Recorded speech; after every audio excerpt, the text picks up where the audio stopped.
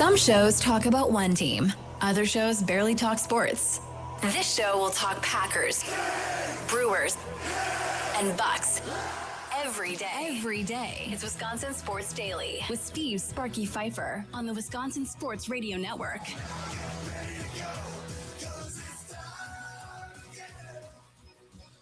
It is that time again. Happy Tuesday to you. Football is well in your world.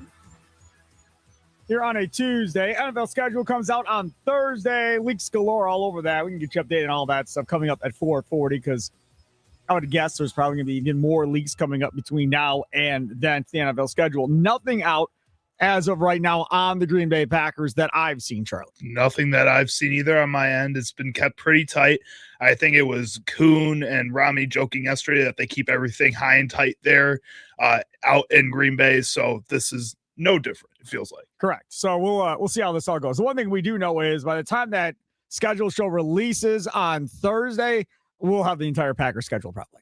I mean, we've learned that the last couple of years on this show in the afternoon. We normally have most of it pieced together before we get off the air. They got that one website that we've been going back to where they just put every NFL schedule out there. It's usually pretty accurate, up to date, like to the second, it feels like. So, yeah. Yeah, it's so good. So we'll keep track of that. Coming up on today's show, let's talk about the crew. Sam Dykstra, MLB Pipeline and MILB.com. Talk about the Brewers farm system. The Rookie Complex League is up and going as well. So we'll talk to Sam Dykstra about that. Lots and lots of good stuff to talk about there on the Brewers. Also coming up today at 4:20. Haven't talked to this dude in a long time. Nathan Marzion, BucksU _pod. His podcast that he has. Him and I did a Green and Growing podcast back in the day. So looking forward to getting Nathan on. He's very, very popular on X and social media. Pick his brain on what's going on with the Bucks. And we'll get to the Milwaukee Brewers. Don't you worry. We'll talk about tonight's pitching matchup involving Brandon Sproat on the mound with the Brewers coming up in the next segment. Because I, as they would say on Inside Wisconsin Sports, I have questions coming up here at 2:20. But we're going to start out talking about Giannis and the Bucks. Now, before you freak out, I just want to tell you what I've seen here the last 24 hours or so since we last had a conversation together. So from 5 o'clock yesterday to today. One of the things that I saw involved Get Up this morning, and Fear the Deer 87 tweeted at me and said, "Would you trade Miles Turner and Kyle Kuzma for Embiid if we keep Giannis?" Get Up this morning is saying that Philly would have to attach at least a first-round pick for someone to take his contract, so then we could get draft capital back as well. That's Fear the Deer 87 on X said that to me this morning. Last night, from Full Court Pass on X, referring to Chad Ford, a guy that's been, he used to be ESPN's main insider until they let him go. The Milwaukee Bucks could be eyeing the LA Clippers' 5th overall pick. Didn't we talk about that yesterday? 5th overall pick as a means to kickstart their rebuild and could use Giannis as an asset to acquire the draft selection per Chad Ford. So those are two different rumors. One rumor has the Bucks trading Giannis to help get number 5 from the Clippers, which obviously would make sense. The Clippers are in play now mode. The other one talks about getting Joel Embiid to pair with Giannis going forward potentially and getting a draft pick back. Fitting that the question today is one of which nobody really knows an answer to. But we ask you, what seems more likely to you this summer? Giannis is done in Milwaukee, or John Horst makes some more magic happen? Right now as we sit here today, what seems more likely to you? Nicolay Law Talk and text line 414-677-1250, 414-677-1250 on X at WI Sports Radio. What's more likely to you, Charlie? I think when I look at what's happened in the past and what Jay Williams brings up on Get Up earlier this morning, I think is a fair point too. The Bucks' history with Giannis has been that they've always been trying to appease him and make him happy. Jay Williams, business partners with Giannis. Just to remind everybody, this before just people tuning in, if you don't know. So when Jay Williams talks about Giannis, we should listen. We should. He has closer connections than some people do. Like we were talking about with Chris Haynes the other day too, the same deal, how his reports seem to matter a little bit more because he has the more inside connections. Same thing with Jay Williams. When Jay Williams was talking about the Bucks, he brought up Jimmy Haslam and the magic he worked with Myles Garrett in Cleveland, and potentially the Bucks doing something similar to that. Myles Garrett in Cleveland. He didn't work any magic. He just gave him a stupid amount of money. The difference here is that you have a number that's capped off for Giannis. It's not the NFL necessarily. You can pay players whatever you want to pay them. There is no max contract in the NFL that you can only pay Myles Garrett this. And if he goes somewhere else, another team can pay Myles Garrett the same amount of money. So that's not what we have here in the NFL. You don't have that. So that comparison doesn't make much sense. To me, at least, it doesn't make much sense. They just gave him so much money, he couldn't say no. That's all that happened. His point is that a lot of teams potentially in that same spot may not have made that same move, but because they wanted to keep Myles Garrett, because they wanted to keep that star power in Cleveland, Jimmy Haslam was willing to give up the highest contract for a defensive player for any player in NFL history outside of a quarterback. Like, that's what he's willing to do to keep that type of player around on his teams. And it feels no different in this situation for Giannis, where you go and shop him out there to potentially get into the door of these other teams and say, hey, okay, maybe we're not thinking about trading Giannis. What would you do if we wanted Kawhi back? If we're talking about the Clippers in this situation, say, hey, we can maybe make something where, you know what, you could have this number 10 pick too. You could have 2 picks in this year's draft that everybody's talking about is loaded, and we get a player like Kawhi Leonard back. Yeah, potentially. That's how it happens. It all really depends on finding that team that values number 10. And as I said yesterday, there's not a ton there, folks. There's just not. I mean, unless on draft night somebody falls that shouldn't.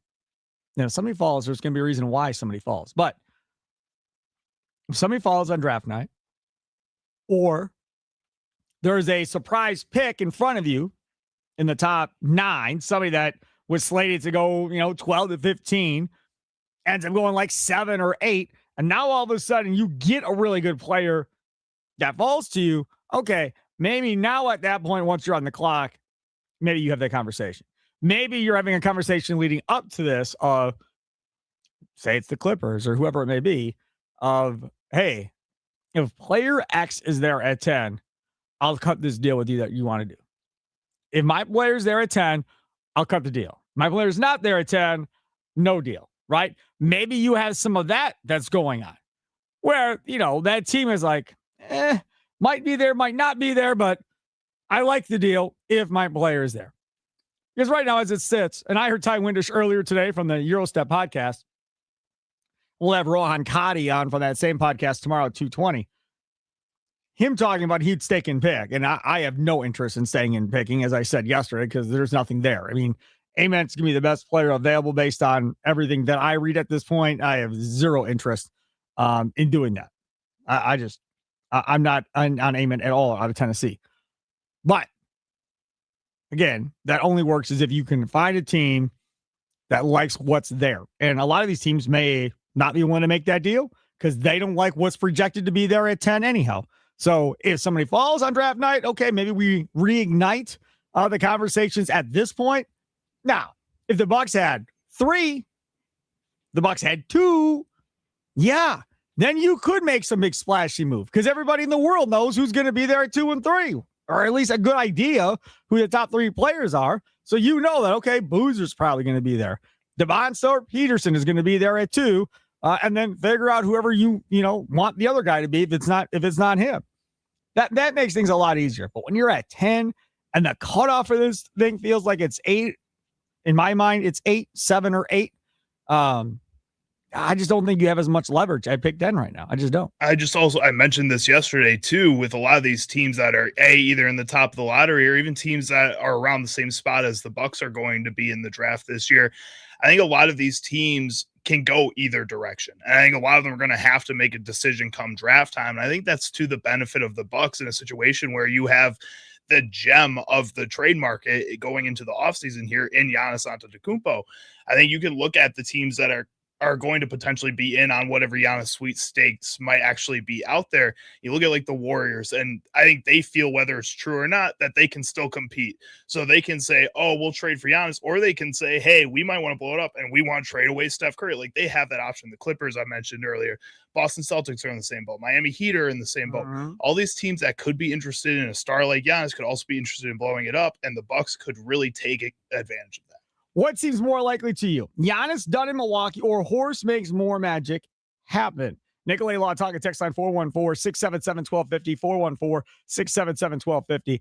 I don't know what I sound like, but I will tell you that the left side of my mouth is causing me issues when talking because I sat in a dentist chair for like 2 hours today and the left side of my face is still numb. So if I sound weird or something seems out of place, I will just tell you now that's what it is. Now, assuming I think this will wear off at some point. So just to give you all a heads up of what's got going on over here. Trell, north side of Milwaukee, you're next on Wisconsin Sports Daily. What's up, Trell? What's going on, Sparky? Hoping you feel better, man. Oh, I'll be fine. It's just it's a nuisance right now is all it is. What's up? I would say, Sparky, I think it's something like I told Charlie. I think something that we don't speak of because how the press conference went and, they're kind of talking nice or whatever. But I think this relationship has got very toxic. Have we forgot that Giannis filed a complaint against the Bucks? Have we just not even we really haven't even covered it that way? We kind of glossed over it. But the guy filed a complaint because he didn't want to comply with them shutting him down. He's been one that's been gone for a year, and the Bucks kind of just made him stay. I think this is a foregone conclusion. I think the Bucks know it's a foregone conclusion. Of course, they're not going to tip out their hand and say they're definitely going to trade him. They're going to leave a little wiggle room because they don't want his market to go down. They want to be act like, well, if they don't get the deal they want, that they'll just find a way to try to keep him. But I think it's a foregone conclusion. He's out of there, and I hope the Bucks make the best deal. All this crap about Embiid, I don't want that. I think the best deal for the Bucks right now is to find a way that Giannis would agree to go to Boston and to get Jaylen Brown to go to Atlanta, get some draft picks from Boston, get some draft picks from Atlanta, preferably their number 8 this year, plus, some future picks, and get some of their younger players and call it a day.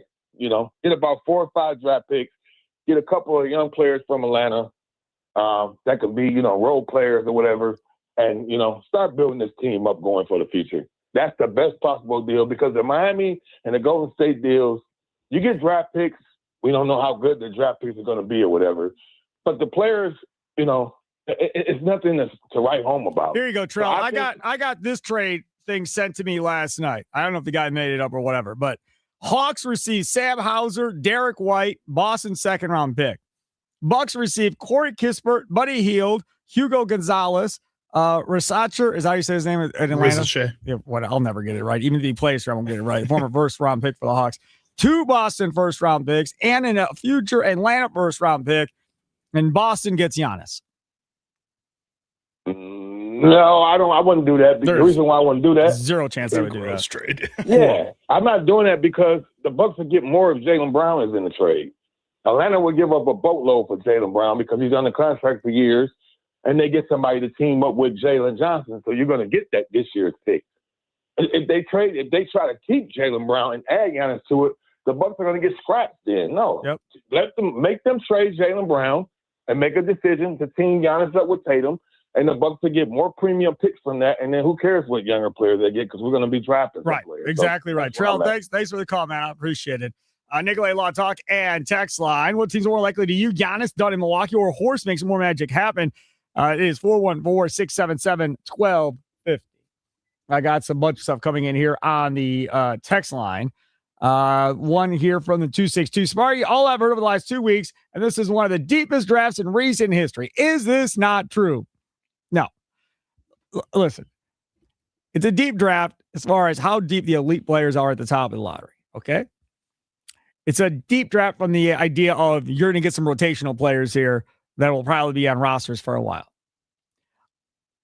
From my perspective, I want a star/superstar potential player when I make this next pick. especially if you don't think Giannis is going to be here. And in my opinion, and I could be wrong, I'm wrong all the time, I don't think Ament is going to be that guy for Tennessee. I don't think anybody behind Ament for the next couple of picks is going to be that guy. Now, there's that guard, and I'm slipping my name, but the other guard next to my guy at Arkansas is going to slot it to be like 15 to 20, somewhere in that area. I really, really like him. Remember, he jacked up his knee or whatever in the I think it was a tournament game, or was it the SEC tournament? I don't know. One of them, he jacked up his knee really bad, but was seemingly fine and continued playing. I think it was the next game or whatever. I can't think of his name. It's off the top of my head. But anyways, so I think Malik Thomas. Yes, yes, that's it. yeah. So I think Malik Thomas is really nice. I like him a lot. I think there's some upside there, right? But again, that would be deemed a reach, a super reach. I think if you take him there. Now, that's not to say that the Bucks should care if it's deemed a super reach or not, if they think he's got potential star potential or whatever else. But for me, that's what I want. I want that star guy. And I don't think you have that star potential right here at 10. Now, that's not to mean if you draft Ament that he can't be a rotational player. Sure. Absolutely, he could be a rotational player. I just, from what I watch him in Tennessee, I'm not there. Another one here from the 414 is talking about Yaxel at Michigan. Team could get Yaxel at 10. Yes, he'll definitely be there at 10. Now, that is a guy, 6'8", who is a Swiss Army nut, right? He can stay in front of guards and be long and defend guards and all of that. My thing with him is I just don't know, where's he elite? Right? I mean, does he have an elite trait that you like to hop onto? For me, if it's not going to be a star player, then I want an elite shooter. Period. Right? That's what I want. If I can't find a potential superstar, then give me somebody that's an elite knockdown shooter that can be on this team for 10 years. Like Ray Allen type deal, right? An elite knockdown shooter. If I can get one of those, then I feel okay there. If I can get that two guard that can shoot lights out and play next to Rollins, if you plan on keeping Rollins as your point guard, and there's your backcourt now for the future, and then you have to figure out the rest of it here as you go moving forward. You could do that, but also I think Yaxel Lindenberg, especially if you keep Giannis around, the couple of things I do think he could be elite in, because he's not elite in them right now, but just the way he progressed in both fields when he got to Michigan, right, defensively, I think he took leaps and bounds in the 1 year that he spent there, just balling out and then shooting the three. The last 11 or so games, 12 or so games, he was phenomenal for Michigan at the end of the season there. I think he can take steps towards that in the NBA, especially with Taylor Jenkins coming in off of that Mike Budenholzer tree, playing alongside Giannis. I think he could really help perfect those types of things and become a more aggressive defender, become a more aggressive shooter, and that can fit alongside Giannis if you choose to keep him. JB in the 920, you don't sound weird, Sparky. You sound stupid for thinking John Horst is the GM and not Jimmy Haslam. Why is JB so nice sometimes and so mean sometimes? That's all right. JB, look, man, this is what I'm going to tell you. I don't know who's running the show right now. I don't. Because Edens feels like he's taking a backseat in all of this. Fagan is gone. So I don't really know who's running the show. I would be shocked if Jimmy Haslam is going to tell these basketball guys who to take in the first round of who he wants. Maybe he will be a guy that, throws down who he wants in a specific draft one way or the other. And John Horst is just going to have to shut up and listen and do what he says. But in the past, it's been kind of a group effort in that front office. And now we'll see. We'll see how much they trust John Horst to make these picks or not, one way or the other. And how much they trust John Horst to make some of the other moves kind of going forward. I shouldn't say that. Not that they don't trust John Horst, but they have to be willing to sign off, regardless if they're all in or not, and let him be the general manager that they hire him to be. It feels like over the past couple of years, it's been, hey, John, we want to do a trade. We want to figure out how to keep Giannis. You figure out how to make that happen, right. But they're directing him in what they want, and then he does the tiny details. He finds the players that fit those types of molds. That's kind of how I feel this is going to keep moving forward. Sparky, Ted in Portland here. Does the idea of Giannis going to Boston sicken you as much as it sickens me? I've hated that franchise, and they owned us since 1980. We already handed them a title by moving Holiday. Are we really going to do it again? Anybody but Boston. Okay. So I don't like the Celtics. No, I can't stand the Celtics. I don't like Boston, and I don't like Miami. Those are the two teams that I cannot stand in the Eastern Conference. Okay. Now, the Miami thing was more about Jimmy Butler. But even with that, I'm not a Tyler Hero guy, so I root against them still because they have Hero. I can't really say I'm a big Adebayo fan either. I respect the hell out of Pat Riley and Eric Spoelstra. I think they are elite at what they do. So I'm not going at Spoelstra or Riley because I think they're awesome. The players, the personalities, not a big fan. Boston, I don't think I've ever really been a Celtics fan. I hate the Patriots, for all the cheating that they did back in the day with Belichick and Brady. So I guess I'm kind of anti all of those teams kind of out in that area. Would love to go to Fenway, though, to see a Red Sox game before I'm dead. So, yeah, listen, if you trade Giannis, you're saying we're not winning a championship anytime soon. So if the Knicks get Giannis and they win a championship, okay, sucks, but you're not winning one without Giannis. So it doesn't matter where he goes, really, at the end of the day. And by the time you build this up to get really good again, he's going to be on the verge of retiring, more than likely, and it's not going to affect you at all. So from that perspective, it shouldn't really matter. And the Bucks don't truly have a rivalry like the Brewers have with the Cubs, right? You don't have that. They could care less about the Bulls. Bulls could care less about the Bucks. I don't think either franchise cares about the other one, right? So there's nothing there. T-Wolves, the Pistons, the Cavs, I don't think any of that is there. Miami was a thing for a minute, for sure. Boston has definitely been a thing for a minute. But right now, I just don't feel like there's anybody really. Pacers, maybe when they're Pacers, good, when they're both good, but they were both just so bad this season that it didn't really matter at all. Yeah, Tyrese Halliburton is in Indiana, yes. I would not want to see him go to Indiana. How did I forget about Halliburton? Yeah, Indiana's a team people have brought up a couple times. Not as much as other teams, but Indiana would be my number one team I would not want to see him go to just because of Halliburton. I like Carlisle. Carlisle doesn't bother me. But because of Halliburton, absolutely. And you love TJ McConnell so much, right? Yeah, he's just overrated and not that good. Let's see. Where are we going to? Ram, north side of Milwaukee. You're next on Wisconsin Sports Daily with me, Steve Sparky Pfeiffer. What's up, Ram? What do you think is more likely to happen? Giannis done in Milwaukee or Horst makes some more magic happen as GM? Well, you know how I feel about the second part. I don't know if he can make any magic happen without someone holding his hand and saying, "I need you to do this."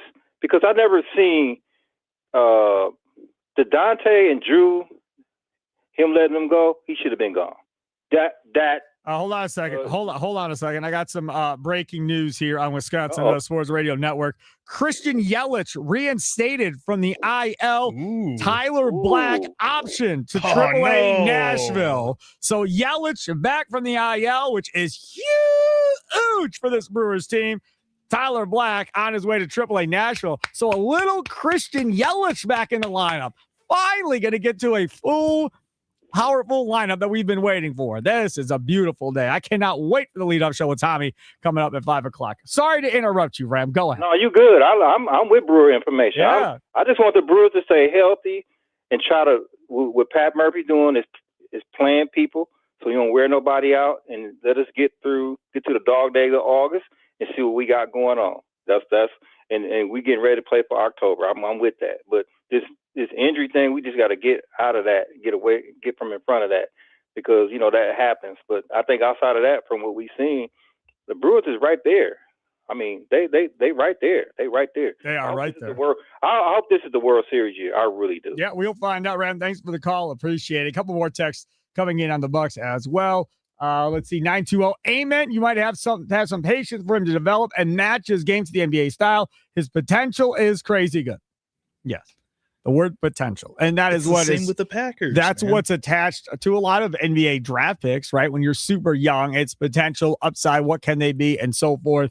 Yes, I'm not going to say he doesn't have a lot of potential. I'm just saying from watching him at Tennessee, I don't know. It's the same thing as the Packers. Just at some point, like this Bucs team, especially with their draft picks, stop wanting potential. Just go and get a guy that can maybe help this team right away at some point. Especially if you're going to keep Giannis. If you don't have Giannis, it doesn't matter. But I'm saying if you're going to keep Giannis, right. If there's a world that happens, you have to find a player that can help right now. Yeah. Much like the Packers eventually have to start competing and draft players that aren't going to be there or be ready to go in 2 years and then have a ceiling by that point. And that's the mistake the Bucs made was when they were competing for now, they were drafting projects in the draft every year. Outside of DiVincenzo, they were drafting 19-year-olds, 18-year-old kids come in here and play. And that they trade away right away, too. They'd give up on. Let's see. Wendy's new cookie dough frosty fusion is the ultimate feel-good snack. Anything from the cookie dough to the brownie batter sauce was made for max happiness. Go grab a new cookie dough frosty fusion today and get that dopamine flowing. Get it? Dopamine like cookie dough. Check out Wendy's today. We'll talk more about Christian Yelich being activated from the IL, and we'll talk about the pitching matchup coming up tonight because I have questions. It's Wisconsin Sports Daily, live out from the Wisconsin Sports Radio Network studios, powered by the Potawatomi Sportsbook. Sparky here.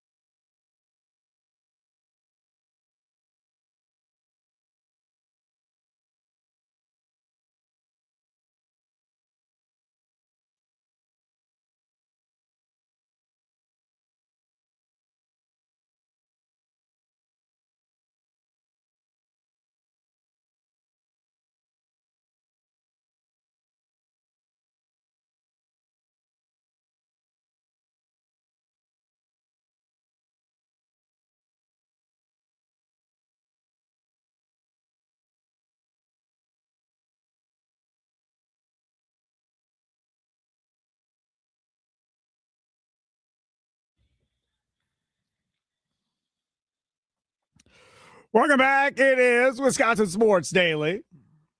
C Sparky Fifer with you. Charlie Usen doing his thing, other side of the glass. Talk some Brewers baseball here. We're going to talk about Christian Yelich, reinstated from the IL today by the Milwaukee Brewers.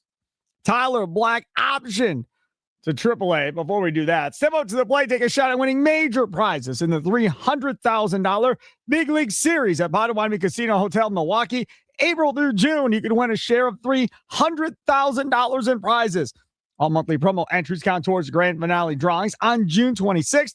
Get triple the entries during Brewers home games and score one of 3 all-new Toyota vehicles. More info online. Must be 21 and a rewards member to play. Only at Potawatomi. And leadoff show comes up tonight at 5 o'clock with the big old hunk of love, Tommy Wirtz, from 5 until 6:30. And then after the last pitch, you always make the switch to the Wisconsin Sports Radio Network. The Potawatomi Sportsbook post-game show with Tim Allen and Tommy Wirtz tonight from 9:30 to 11. So with the news that Christian Yelich is being activated from on the IL, I told Charlie, let's put together a lineup before we see what the lineup is going to look like. I don't believe they've released it yet because that game starts at 6:40, so that line will probably come around 3:30, 4 o'clock, somewhere in that Maybe area. They started coming out late again last week. Yeah, Tommy was so, making fun of right. it. So we still have time to convince Pat Murphy, who listens to the show in the clubhouse, what the lineup should be as we continue to try to help the Brewers as much as possible. I know what I'm about to say is not going to be what they're going to do. So let me just be honest. I know what they're never going to do what I want them to do. So they've done it. They did it once. Didn't he do it once? I think twice. Was it back-to-back days and then he bailed? Uh-huh. Yeah. So I'm going to try it again and see if we can get him back now with Yelich coming back. This is the lineup that I would choose for the Brewers if it were me. Tommy Wirtz is in studio, so we're going to see what he thinks. Sal Frelick leads off for me in right field. Now, I brought up Sal Frelick's game log because I just wanted to kind of just see what I'm looking at here. Sal Frelick here in the month of May. 1 for 5, May 1st. 1 for 4, May 2nd. 0 for 2, May 3rd. 1 for 3, May 4th. 2 for 5 and a run scored May 6th. 1 for 3, May 8th. And then 0 for 4, May 9th, and only had 1 at bat. I don't like this. And a walk May 10th. But let me continue on. So Frelick is my leadoff hitter. Terang, Churio, Yelich, Contreras, Vaughn, Mitchell, Rengifo, and Ortiz would be my 9 that I would be looking at. Now, as I've said before, and I will continue to say again, the reason why I want Sal Frelick at the top of this lineup is twofold. The main reason is I want to stretch this lineup out as far as possible to not have any gaps in it and to make it as deep as possible. So right now, you are really deep. Contreras is batting 5 and Vaughn is batting 6. You feel really good about how deep this lineup is. That's the first thing. The second thing is I would like to have Frelick have some protection versus batting him in front of Rengifo or Joey Ortiz in the lineup and not giving him anything to have to deal with. There is still some threat, I think, if you have to deal with Terang. If you're dealing with Terang, you don't want to deal with Churio. If you're dealing with Churio, you don't want to deal with Yelich. If you're dealing with Yelich, you don't want to deal with Contreras. And Vaughn, I think, poses a threat still until he shows otherwise of that long ball. Now, there is a second option that I would be willing to throw out there and accept. The second option would be to simply take Sal Frelick off the baseball field completely and let Jake Bauers play one of the corners. Then this lineup changes again. Or option 3, Sal Frelick stays on the baseball field, plays in a corner. Churio goes to center. Bauers is in a corner, and Garrett Mitchell's butt goes to the bench. That would be another option. Offensively, you can pick and choose who you'd rather have on the field. The lineup I put out there was without Jake Bauers. Now, Jake Bauers' biggest fan is in the building, and Tommy Wirtz. We'll let him sit and wait. Charlie, what is your lineup before we get to Tommy? Man, I want Bryce Terang always leading off. I'm going to say this. I've been saying it since the beginning of the season. I like having that pop at the top. So you like Terang at the top? I like Terang at the top. So it's Terang at the top. Jackson Churio batting second. William Contreras batting third. Churio, Contreras. Yelich batting fourth. Yelich. Andrew Vaughn fifth. I don't know. I think I'm in between Frelick and Bowers. You're kind of convincing me a little bit. As much as I want to put Jake Bowers out there, it just feels like Sal Frelick will never not be in a Pat Murphy lineup. So I'm going to have Sal Frelick there, Rengifo, then David Hamilton to close it out, take Joey Ortiz off the field. So Frelick, Rengifo, and Hamilton, your last three in the lineup. Did you have Garrett Mitchell in there? I did not. Right. So you missed Garrett Mitchell? I think so. So Garrett Mitchell in there. Right. So it'd be Mitchell, Frelick, Rengifo, and Ortiz. Yep. Ugh. Or no, not Ortiz, Hamilton. Or Hamilton in place of Ortiz, right? Hamilton at Can 9. we put this scenario of you want to win the last baseball game of the season? This is Game 7, World Series, the lineup right now. Can we put that as my stipulation? No, because I don't have my third baseman on the team right now. Well, with this lineup or my shortstop. I'll make this bet with you. Okay. I'll make this bet with you right now. Because we already have one bet out there that time's running out on me, Cooper Pratt, being on this team by the end of May. Yeah. But I'll bet you that there will be a different shortstop and different third baseman starting game 1 of the playoffs for the Brewers than is starting right now. Okay. Well, if I was going with my best lineup today, With what they have right now, I'll win tonight. Most important game is today, like I'll Game 7 of the World Series. Leading off, I would put Bryce Terang, put him at second base. Yep. I would put Jackson Chourio in center field. Just like Charlie. Center field, and bat him second. Yep. I want Contreras behind the dish. I want, Yelich at 3 in left field. I want Contreras behind the dish, batting cleanup. In the 5 spot, I'll take Andrew Vaughn, put him at first base. Yes. Left field, I'll put Bowers. I guess in this scenario, you could have Yelich being the Yelich DH is in too. left field. Right. I guess you in could this put scenario, Bowers in right. If we're going just offense. No, I got to put because... Sal Frelick in right field. Rengifo bats 7th, plays 3rd. Sal Frelick is in right field, batting 8th, and then 9th, David Hamilton. But if you're going for just offense, that's what I'm couldn't your outfield be Yelich, Chourio, and Bowers with Sanchez at DH? Could. I mean, if you're going just offense, then all of a sudden your infield is Vaughn, Terang, garbage. You have Contreras catching. The outfield is Yelich, Chourio, and Bowers, and Sanchez. I don't think I'm ready. Look, that's a lot of power. As I'm Jake Bowers, that's number 1 fan. That's a lot of power. I'm not ready. I don't know if I'm ready to send. Gosh, it's a lot of power, man. It's a lot of pop. Bowers and Sanchez to this lineup with Yelich in left field gives you a lot of power in this lineup without having to replace the garbage on the left side. I understand that. I do think that this Brewers team and this Brewers offense is a little bit better than they have played to this point. And I was all over Yelich coming back today in the Mason Crosby show. By the way, I was like, we haven't gotten the game notes yet, and it's way too long with an off day the day before and a night game today that there was not going to be any game notes quite yet. I think that if you can find a way to put Yelich, Bowers, Vaughn all in the lineup in one day, like that's a very deep team. And Garrett Mitchell, I'm not working him into the lineup with what he's been doing so far. You take away that game in Kansas City this year, Garrett Mitchell's numbers are putrid right now. Got any messages coming in the Nicolay Law Talk and text line from the 414. Trade Sal Frelick. He's a 4th outfielder at best. I think he's better than a 4th outfielder. I think he's better than Blake Perkins. Oh boy. Way to take a leap of faith. Yeah. He's better than Blake Perkins. Well, I'm just saying Blake Perkins is a 4th outfielder. Blake Perkins is not anything. He's a 4th outfielder. He's playing 4th outfield on this team right now. Didn't they send down Tyler Black? Blake Perkins can be traded to Tyler Black's not playing any defense anywhere on this field. I'm just saying, like they kept Blake Perkins up here instead of Tyler Black. Yes, because Tyler Black can't field. I understand. But that doesn't mean legitimately. Look, I would cut Blake Perkins and I would trade Sal Frelick. I'm fine with that if that's something that they wanted to do. They're not going. Well, I shouldn't say this. I didn't think the Badgers would fire Paul Chris, so anything is possible. But I highly doubt Sal really gets dealt with Pat Murphy on this baseball team. What about Garrett Mitchell? Doubt it. That's possible because we know he wasn't a Mitchell fan to begin the season. So possible. But again, he's got to prove he can stay healthy for a whole year before he has any trade value at this Garrett point. Mitchell? Yes. Yeah. I mean, that has to happen. From the 920, how about Sal Frelick to third base? Brandon in Greendale. All for it. I'm in. Sure. I'm in.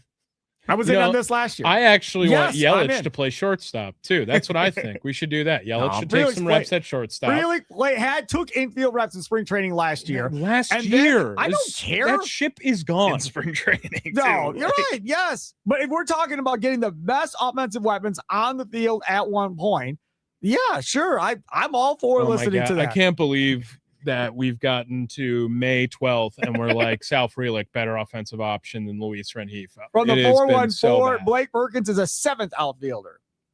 I mean, he's not great. I'm just saying he's a fourth outfielder of a guy, and makes a cool catch Lockridge is better, sometimes. so maybe he's a fifth outfielder. But plays stellar defense, and he can get hot when he needs to. I guess at the plate, he hasn't all year. I'm not saying he should be on the team. I got a text here that says Bryce Terang's power has hurt Frelick. His swing has deteriorated since Terang has shown power. You think there's some of that of trying to live up to Bryce Terang? Those guys came up together, all of that. Me trying to be like him now and go, well, he didn't have as much. He has as much power. I can't believe with how Pat Murphy manages how he doesn't bench Sal Frelick every time he goes down to a knee. He swings all the time. Oh my God, he all swings down to a knee. And when Adrian Beltre did it, the ball went 440 feet to left field. It was awesome. Yes. Sal Frelick, he's doing it to second base every time it happens too. From the 715, Sal needs to be sent down to get right with his bat. Dude's dynamite If in they the outfield. send down Sal Frelick before they send down Joey Ortiz, I might quit the show. I might do that. There's no I feel like way he's that's a threatened that like possibility. 10 different times so far this season. If To the quit the Brewers show? do something, he's gonna quit. Yeah. He just don't want to do the show. He's just trying to find a No, way there's out. no way Sal Frelick's getting sent down. He's No, I not don't getting think so. sent down. I don't think he's getting sent out either. No, I'm just reading the text from the 715, man. It's okay. Look, best lineup involves Yelich, Bowers, and Vaughn, and you know it because you guys all doubted Jake, and he has shown that when you give him consistent playing time, Yeah. he is a more than serviceable baseball player. Yeah, I agree. More than serviceable. Serviceable would be the correct term.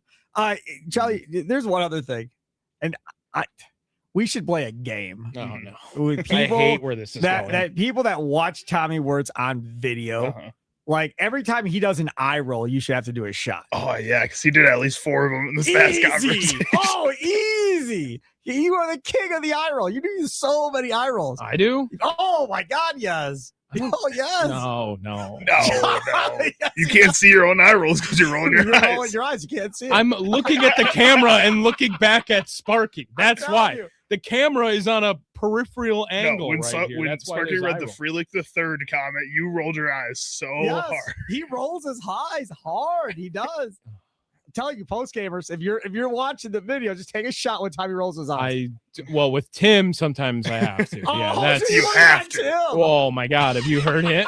How about Some things he Bryce says, yeah. Terang walk off homer on Mother's Day to sweep the Yankees, Yeah. and meanwhile Tim Allen is like, "Oh God, Game 2 against the Nats was Game of the Year," and doesn't bring that I up heard that. at all with the Yankees throughout this series, and he is actually kind of radioing scared today. It feels like if you heard him on 9 to noon Yeah, earlier today, I did. he doesn't want to get too excited for No, some reason. But you know what? It's the same thing as the Yankees last year. We got to get to break. Last year, the Yankees crushed the Brewers in 3 games. Everybody freaks out. So now the Brewers crushed the Yankees in 3 games. And I think in the back of Tim's head is like, let's not overreact to this. This is nice. Let's not overreact. But Yelich is back today. That's something to get excited about. It's Wisconsin Sports Daily, live on the Wisconsin Sports Radio Network studios, powered by the Potawatomi Sportsbook. Sparky here.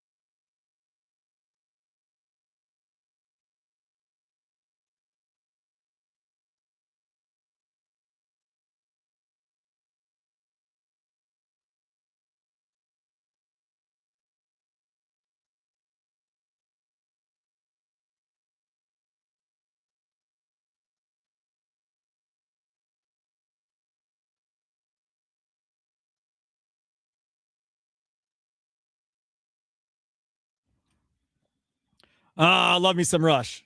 Always been a big Rush fan. Neil Peart, one of the best drummers ever.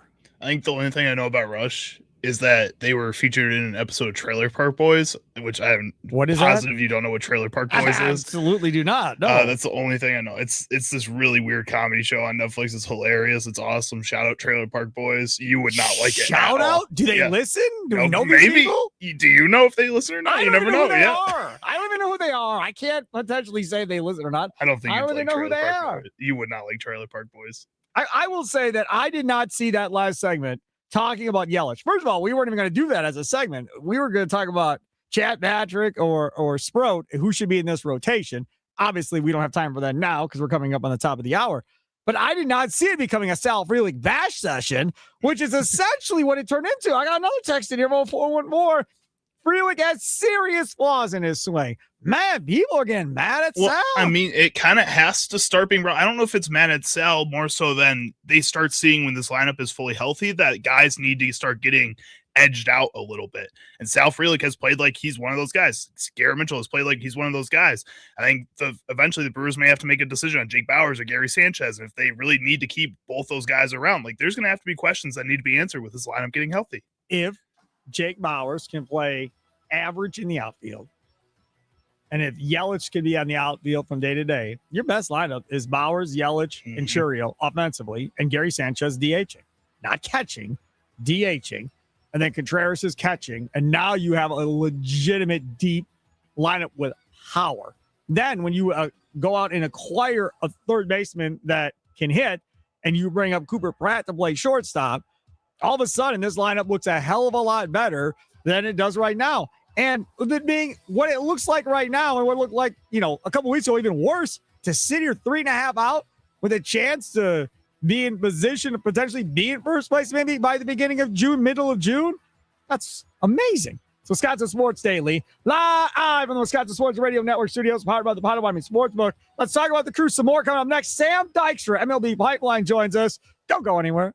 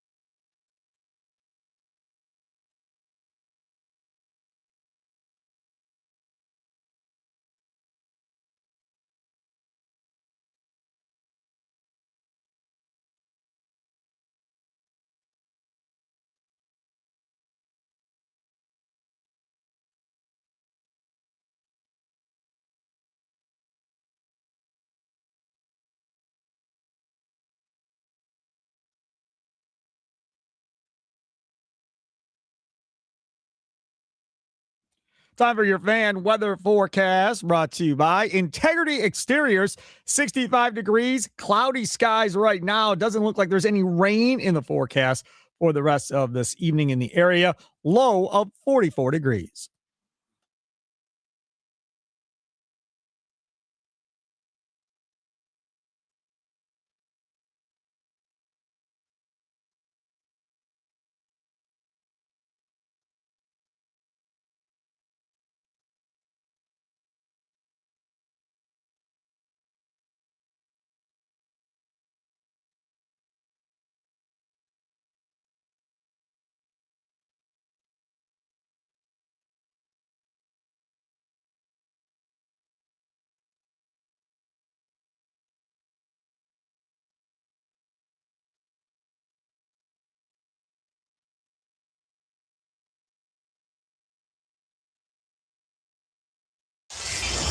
Some shows talk about one team. Other shows barely talk sports.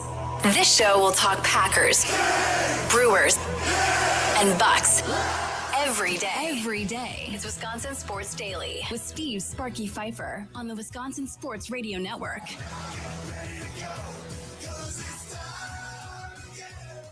It is time again. Welcome in. Hope you are well on a Tuesday, hour number 2. Looking forward to hearing Tommy Wirtz on the leadoff show coming up tonight at 5 o'clock. We talked about it here in the last hour. Christian Yelich activated off of the IL. So they finally, for the first time, are going to get to see Contreras, Yelich, Vaughn, Terang, Churio. It's exciting. All finally in the same lineup for the first time this year. It will finally happen, and hopefully it happens tonight. We haven't seen the lineup, but he's activated. Tyler Black option back down to AAA. It is 3 o'clock, which means what we've been doing already, we continue to do. It's time to talk about the crew. It's Wisconsin Sports Daily on the Wisconsin Sports Radio Network. One of my favorite guests to have on joins us now, Sam Dykstra, MLB Pipeline, MILB.com. Follow him on X at Sam Dykstra, MILB. Joins us now on the guest hotline powered by Gruber Law. One call, that's all. Sam, how are we doing today? I'm good. How are you? I'm doing good. We had Tyler Black up here for a brief moment, and he really didn't play in the field all that much. They pretty much use him as a DH. Tyler Black, what is Tyler Black's ceiling? Is he going to be only a DH at the major league level if he ever gets a sustained shot at this? It certainly feels like it. I remember trying to come up with our top 30 for MLB Pipeline in the preseason. Tyler Black, going back a few years ago, was even top 100 prospects for us because he had the speed, he had the approach. It seemed like everything could kind of come together, and he could be somebody who gets on base, moves around a lot. But that speed just never translated to a position. And when I was asking around of like, where do you think he lands? And they're like, we don't know. Is it first base? Is it left field? We just want him to be hitter first. And it just seems like nothing has ever caught on. He's played some second base. He's played around the infield, played some left. That athleticism that allows him to be an above average to plus runner just hasn't worked with the glove. And I think that's what's going to have to happen for him. He's going to have to be a DH if he's ever going to be a truly valuable MLB player. Cooper Pratt signed that big deal, obviously, prior to the season. Joey Ortiz has done nothing to keep him at AAA. I think people are just waiting for Cooper Pratt to, put together a long period of time here where he shows he can hit the ball at the AAA level after struggling in AA last year before he gets called up. I would assume you believe he'll get called up at some point this year. I think he'll get called up at some point. He is trending in a good direction now. I know his hit rate is he's hitting for more impact. As we sit here today, I mean, he's still slugging 308 at AAA. I don't think throwing him up there.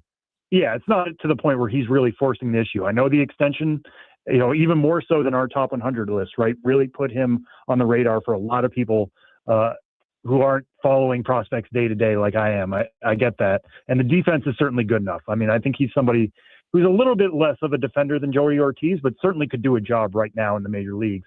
But you don't want to throw him up there and then have him slug 250 and send him back down and hurt his confidence and, not have it work out. I mean, you look at what the Mets are doing right now. They just sent up AJ Ewing, And I was sitting there scratching my head. A lot of people I talked to were scratching their head of, this feels quick. I don't think the Brewers want to do that. I think one thing they love doing is calling guys up and making them stick, making sure they're there for the long run. So I don't think they're going to throw Cooper Pratt into the deep end until he really forces the issue in Nashville. Potentially desperation by the Mets, obviously, as they continue to struggle.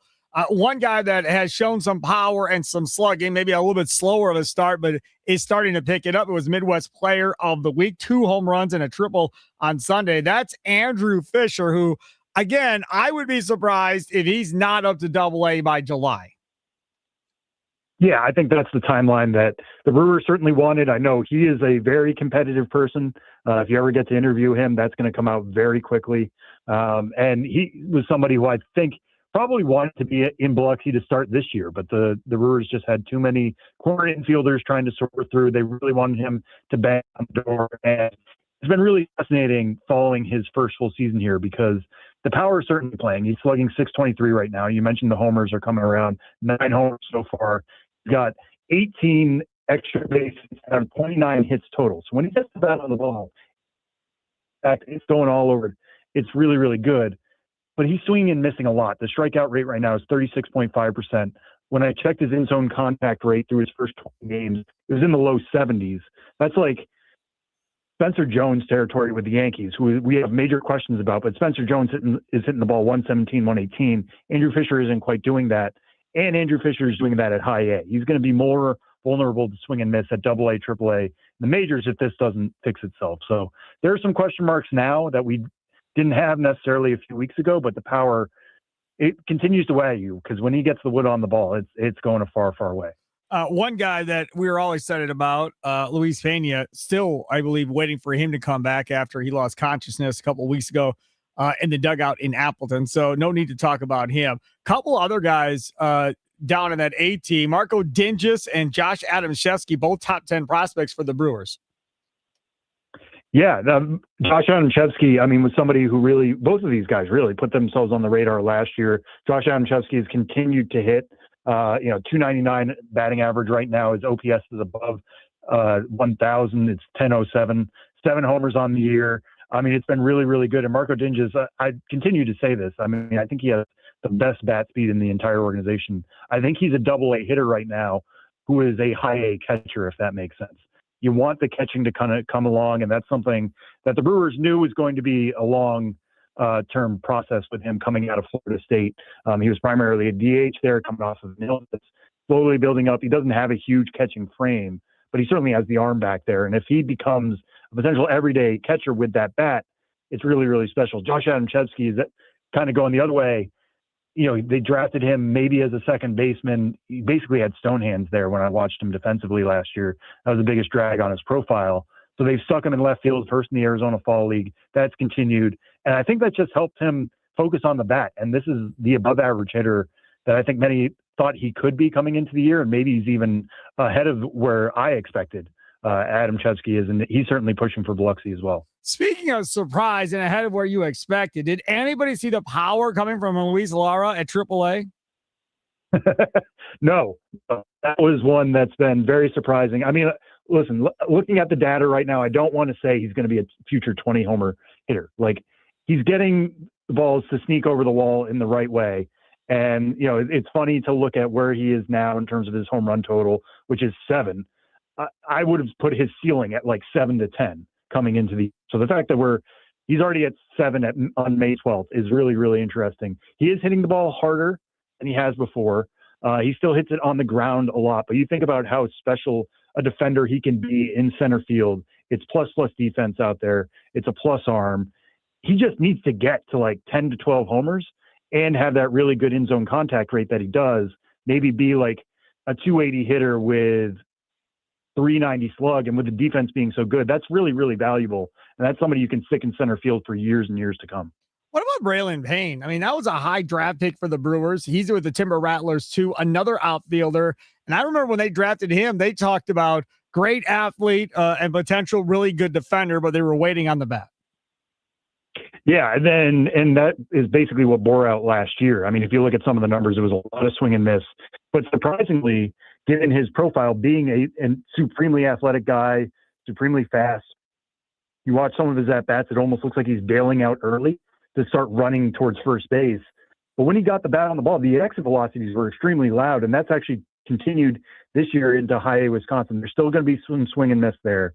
But kind of the inverse of Luis Lara, like, I have more questions about the hit tool than I do the power. And if he's somebody who can maybe slug 500, which is what he's doing now in Wisconsin, in the future with that speed, that's really, really enticing. It's a different mix in terms of, the tool sliders, if you're thinking about this in a video game way. But there's many different ways you can build a valuable outfielder. So for Braylon Payne, it might look like, a 240 hitter in the future with 30% strikeout rate, but if he's hitting 20 homers and providing good defense and stealing 40 bags in a year, that would work as well. And remember, 19 years old. He'll turn 20 in August, but 19 years old. Yeah, right. This is all projection and years away, right? What about Blake Burke at Double-A, the first baseman out of Tennessee?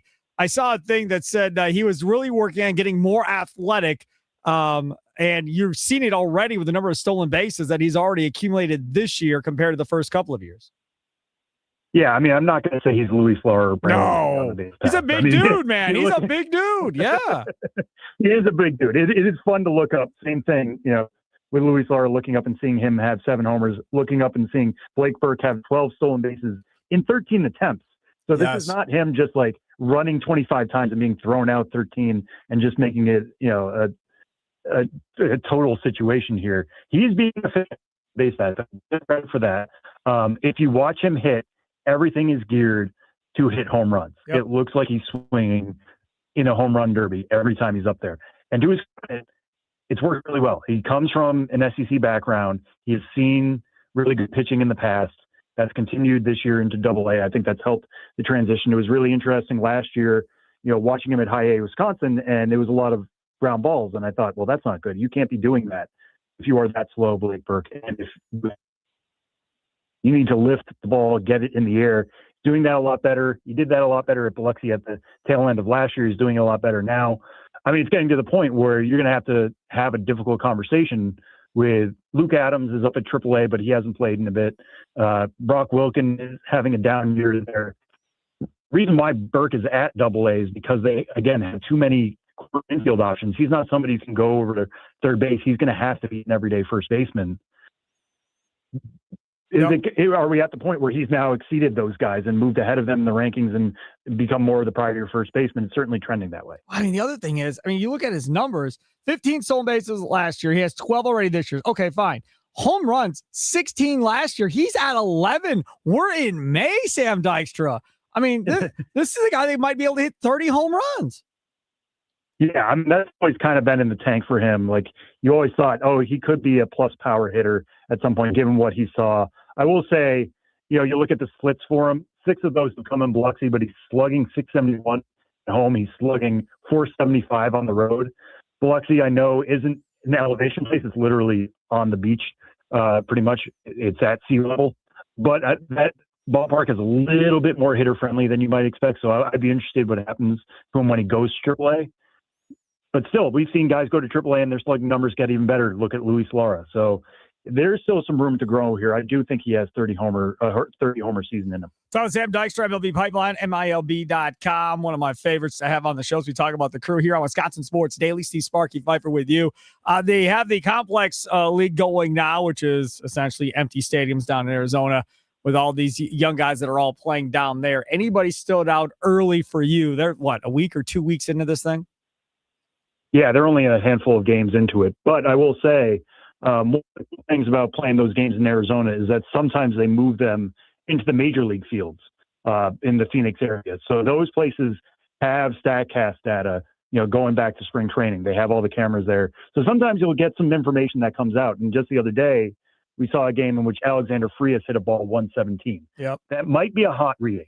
If he's hitting 117, that's like Giancarlo Stanton territory. It is, but the fact that he was doing it and the fact that he's off to a really good start, he's got 8 hits, 2 homers, 2 doubles. Like, he is slugging the ball and he's making a lot of contact. He's only struck out 16% of the time. So he's certainly putting himself on the radar. I've made a note to check in with some people to see, if that's real, or even if it's like 3 miles an hour off and he's hitting the ball 114 at 18 years old, that's really, really promising for him in the outfield. And then Braylon Antunes, one of their bigger signings in last year's international signing class, he hit a ball. I think he had a few that were like 114, 115 in that same game. He's striking out a lot more. One thing I was cautioned with him is that he gets over aggressive. They need to reel some of that in. But again, he's the age of an American high school senior, like playing professional baseball. Being a little overzealous, you can give him some credit for that. And if he's got those loud exit velocities in the tank, special things could be ahead for Antunes as well. We're going to do a topic. We're going to do it today. I think we push it back tomorrow now. Is there any scenario in your mind, Sam Dykstra, in which you would include Madej in any deal? Oh, boy. Who would I have to get Madej? What if he went for like Jordan? How does Shohei Ohtani feel about Milwaukee? Like, yeah, right. That's what I'm talking about. What about like Jordan Alvarez and Houston? I mean, maybe the guy on his day is the best hitter on the planet. If I could do that and maybe some very small other pieces, like I wouldn't do Madej and Logan Henderson, right, for Jordan Alvarez. But that's the caliber of player. Like, we have to talk top 5 MLB player on a decent contract. So I would consider it for Jordan Alvarez, but anything below that, it's an automatic no. Top 5 player. Woo! I tells you how much he loves Madej, folks. I'm just telling you. That tells you. If you ain't buying it, he's just laid it out there for you. For this, and yeah, you know what? I get it. Like, if he's going to be a very, very good player, I think he's. We'll see how things kind of come along here. He's been above average at Double-A to begin this year. I don't want to, like, if anything goes wrong, a lot of people are going to come back to me and say, why were you so wrong about Madej? But I think everything is coming together. The bat to ball is there. The athleticism's there. Speed's there. Power is coming along. He's going to be really, really exciting and a cornerstone of any good things happen up there in Milwaukee. I absolutely love it. Sam Dykstra, thanks so much. Follow him on X at Sam Dykstra, MILB. Thank you, sir. Thank you so much. Talk to you soon. You betcha. There you go. Sam Dykstra joining us here on the Guest Hotline. Powered by Gruber Law. One call. That's all. Coming up next, the Badgers decided to form a search committee. But I'm telling you, I don't get it. I don't understand what they're doing. It doesn't make much sense to me because they're looking for an athletic director. This isn't for a football coach or a basketball coach or a hockey coach. This is for an athletic director. We'll talk about that coming up next. It's Wisconsin Sports Daily, live from the Wisconsin Sports Radio Network studios, powered by the Potawatomi Sportsbook. Sparky with you.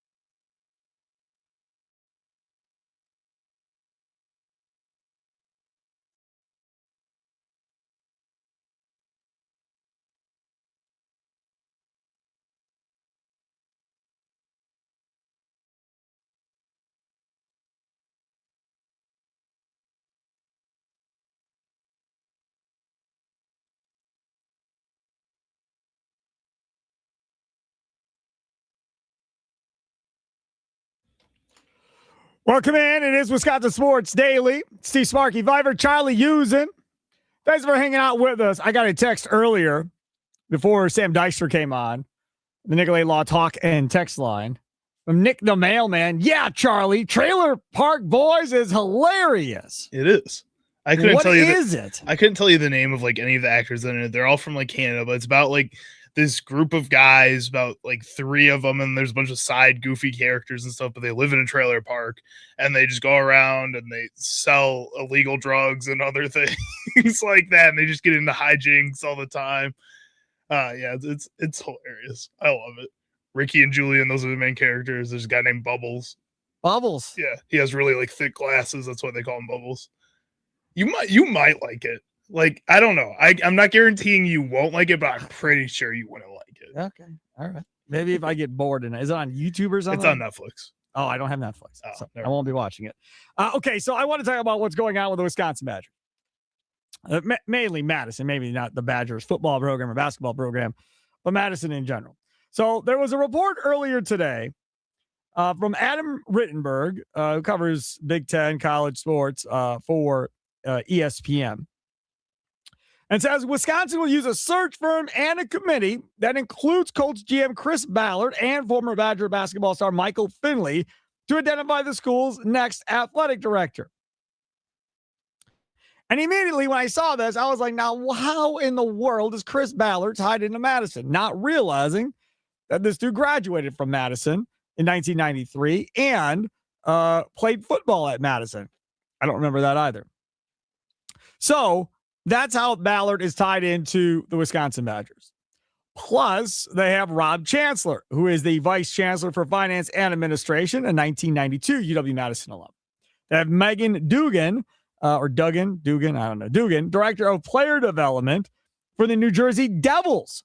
She's involved. She was a graduate of Madison in 2011 and former student athlete in women's hockey. And, of course, Michael Finley. Elsie Higginbottom. That's a fun name. It is. Elsie Higginbottom, president of East Lake Management and Development Corporation. She's a 1965 alum of Madison and former student athlete in men's track and field. Okay. We have another one here whose name I probably will screw up.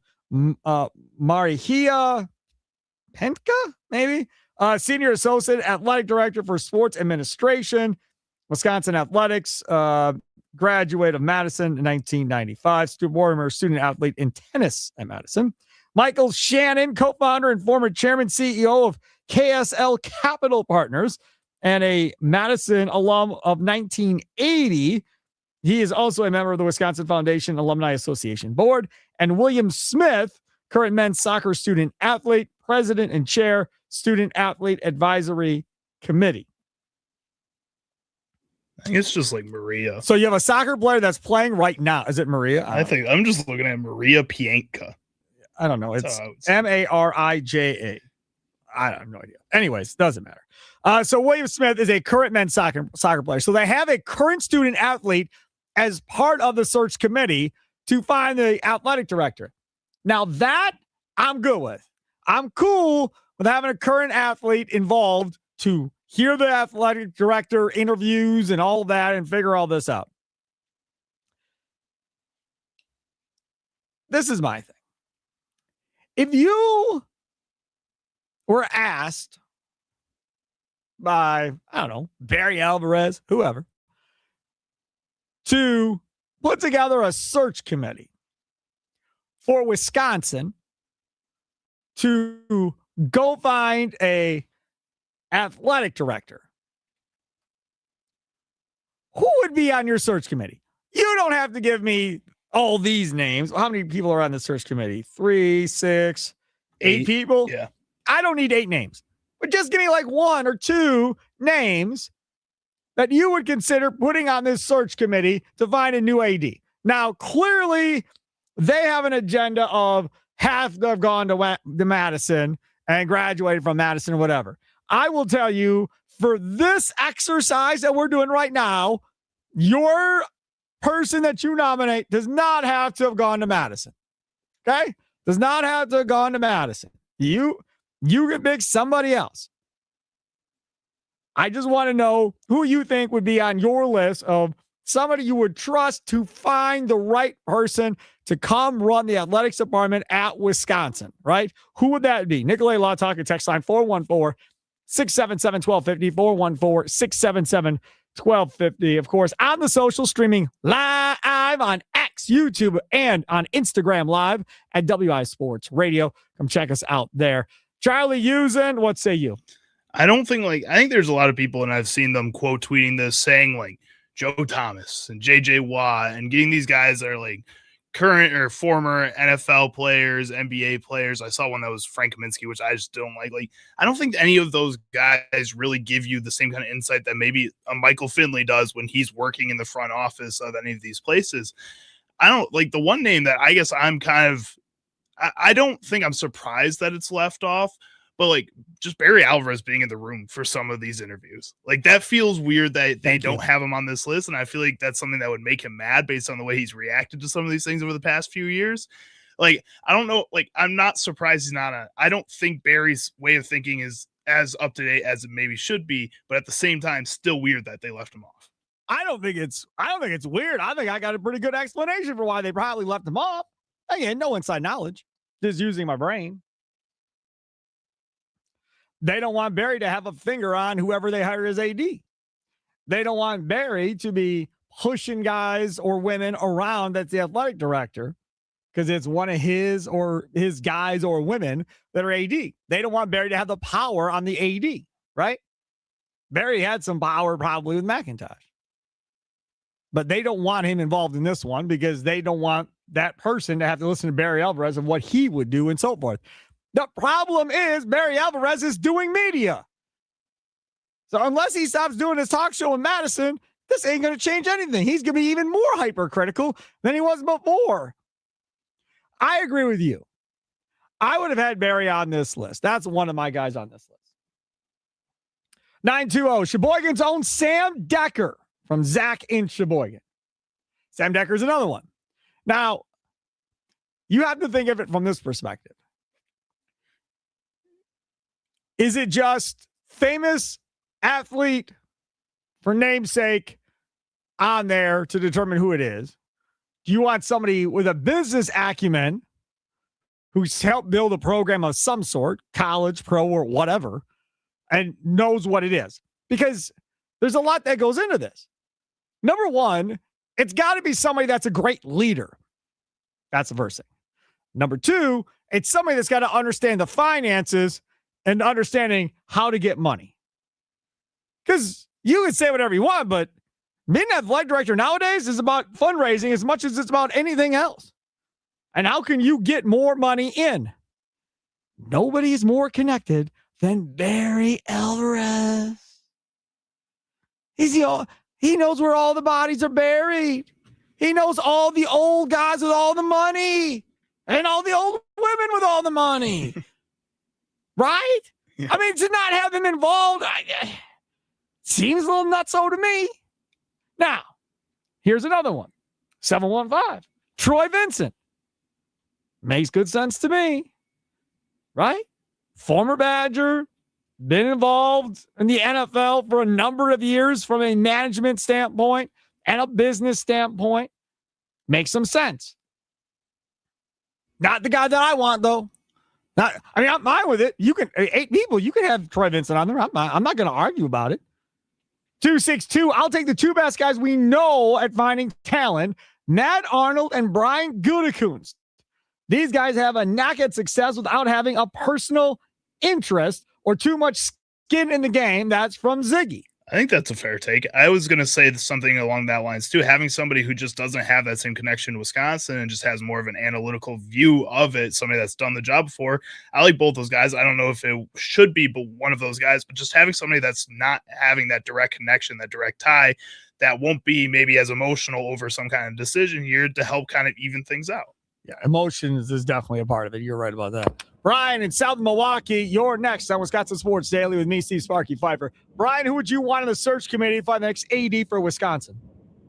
Well, one guy that came to mind is John Menard, very successful businessman. Yeah. Runs a very successful racing program in NASCAR. So I like that. He's a little bit outside the box, but from the business acumen, and he Yes. knows how to run successful, sports programming, which is racing program. Yes, absolutely an outstanding one. I love that one, Brian. Thanks for the call. A+. A+ for Brian in South Milwaukee. Beautiful. He definitely should have been a part of this for numerous reasons. Like he just said, he's leading a successful racing program. He's got the stores, everything else. Do you know what else John Menard has? What's that? Money. $16.2 billion according to Forbes. Lots of freaking money, man. And do you know when people have a lot of money, do you know who they hang out with? People with lots and lots of money. Come on. John Menard ain't hanging out with me and Charlie. John Menard's hanging out with people that got money cool like if he him. was, man. Hang out with John Menard for a little while. Basically, I found out today, I think I need another new vehicle because I think my minivan's about done. But regardless, I mean, that's the thing. That's why that makes a lot of sense. Oh. 262, Scott Tolzien. My friend is a part of his family through marriage. Bro is smart and involved. Also include Big Cat and big donors. Now, okay, Tolzien, okay, whatever. Let's talk about Big Cat for a second, okay? Now, first, let me start off by saying I'm not a Barstool guy. I don't hate him. I don't have a grudge against him. I simply just don't listen to it because I don't listen to a lot of stuff outside of the Wisconsin Sports Radio Network because I'm one of the guys kind of in charge. So I'm constantly just listening to us. I don't really listen to a lot of other stuff. And that can be, a fault, I guess. I should disconnect once in a while. So I don't listen to Barstool. All I know is this dude claims that he's got money. Claims he's trying to give him money. Big Cat claims nobody calls him back. Now, that was with McIntosh. That's hard to hear, hard to comprehend. I don't understand. Do I trust him to be on a search committee? I don't know. Like I said, I don't know the guy at all. So, I don't know leadership, evaluating, potential other leaders and so forth. I don't know how that works. Well, and he's pretty high up in Barstool. He's right on that second tier under Portnoy and that kind of system. So I'm sure he does have experience with going through interview process and working with leadership, being leadership in some kind of aspect. I know that whole side of things over there with Barstool isn't exactly the most thought out all the time. So it may not be the most direct professional experience doing it, but he might have some ideas on how to, I guess, move forward with this. At the same time, I think the reason they haven't taken money from him in the first place is because they don't take him seriously. They don't take what he does at Barstool maybe as seriously. And I think that's part of the problem. What in the world is going on our text line? What is Trailer going Park on Boys over is here? a very popular show. I don't understand. Man, we are talking about a Badger search committee, and Charlie's got his own dialogue with some guy at the 715 talking about Bubbles on that TV show we're talking about. The dude is called Bubbles.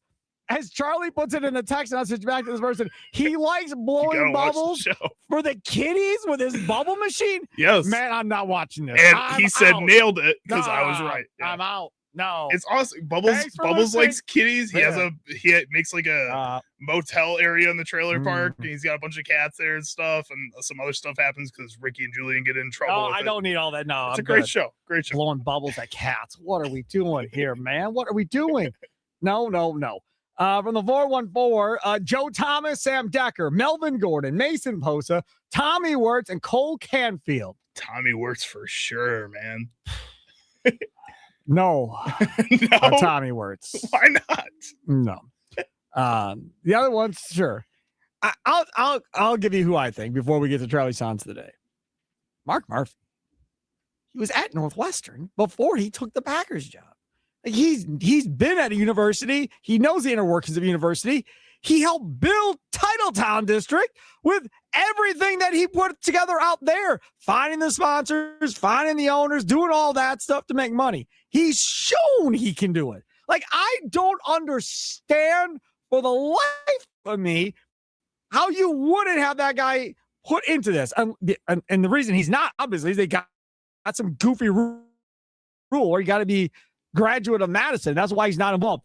That dude should be in. Murphy should be in. John Menard should definitely be in. I'm open to Troy Vincent being involved in this. If you want to put Troy Vincent in, that's fine too.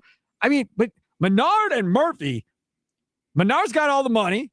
He knows where all the other money is in the state. Murphy knows where all the other money is in the state as well. And he's helped run a university already with high educational standards like Wisconsin has to deal with. So he knows how that all works. Now, he'd have to get up to speed on NIL and all that other stuff.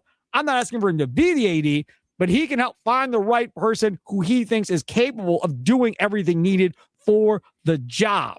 Again, he knows the inner workings just like Gutekunst, just like Matt Arnold. They could help you out in that aspect. I guess the other thing, we talked about having the current athlete on the roster, but or on this search committee. And this is without the needing to be a graduate of Wisconsin rule. Don't you want a current coach on this too? Like one of those guys, one of those women to be on here to talk to this AD and be the liaison for the coaches too, not just from the student athlete perspective, which I think is very important, but from the coaching perspective too. Yeah, I think that makes a lot of sense.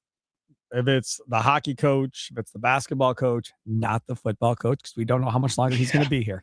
But, if maybe it's the college hockey coach, right? Maybe it's the basketball coach or something along the lines. Because like you said, you have a soccer player, current men's soccer player here. It would make sense to have a coach because the coach is going to have to deal with the AD. So the coach should probably be involved in that. And again, just give some viewpoint from the rest of the coaches. You can have meetings with them and kind of relay those messages, those needs. Makes a lot of sense. Let's tell my friends over there at Potawatomi step up to the plate, take a shot at winning major prizes in the $300,000 Big League Series at Potawatomi Casino Hotel, Milwaukee. April through June, you could win a share of $300,000 in prizes. All monthly promo entries count towards the grand finale drawings on June 26th. Get triple the entries during Brewers home games and score one of 3 all-new Toyota vehicles. More info online, must be 21 and a rewards member to play. Only at Potawatomi. Coming up next, Charlie, sounds of the day. What does he have cooked up for us today? We'll find out. It's Wisconsin Sports Daily, live on the Wisconsin Sports Radio Network studios, powered by the Potawatomi Sportsbook. Sparky here.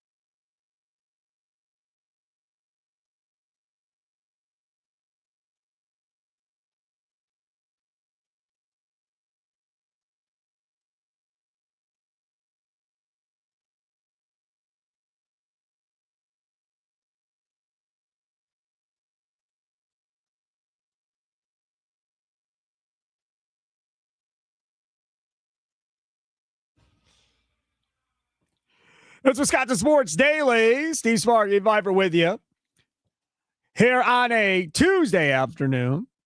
Padres lineup is out already. Still waiting for the Brewers lineup. And, of course, the Brewers slow played as long as anybody in Major League Baseball, right? I mean, is it even close? Is anybody slow played as long as that? They started off the season so well. They were getting it out super early. We usually had it before Tommy ever came on air, and now Tommy's stressing right when he comes on air, waiting for them to drop it every single time. Right, correct. And I'm on ESPN, and they have it wrong. They have Matt Waldron listed as the starter. And I do not believe that Matt Waldron is the starter today. It's going to be Bradley Rodriguez is starting today. This came out this morning, like 9 o'clock. So I don't know how they don't have that updated. But Bradley Rodriguez, a right-handed pitcher, is starting. Waldron will pitch at some point tonight, though. So it sounds like Rodriguez will be the opener. And then eventually we'll see Matt Waldron. So still don't know who is going to be the lineup behind Brandon Sproat. And if we get that, we'll get it to you. Otherwise, again, leadoff show, 5 to 6:30 today. Tommy Wirtz does a great job there. Speaking of doing great jobs, our fine folks over at Habish Rotier, they do great jobs as well. Don't forget, Plead the Fifth, Friday at 4:20, your time to tell somebody to hush it up already. You can nominate whoever you want. It can be somebody on Wisconsin Sports Radio Network, somebody in sports, family members, friends, whatever. Doesn't matter. You can do it each and every Friday at 4:20.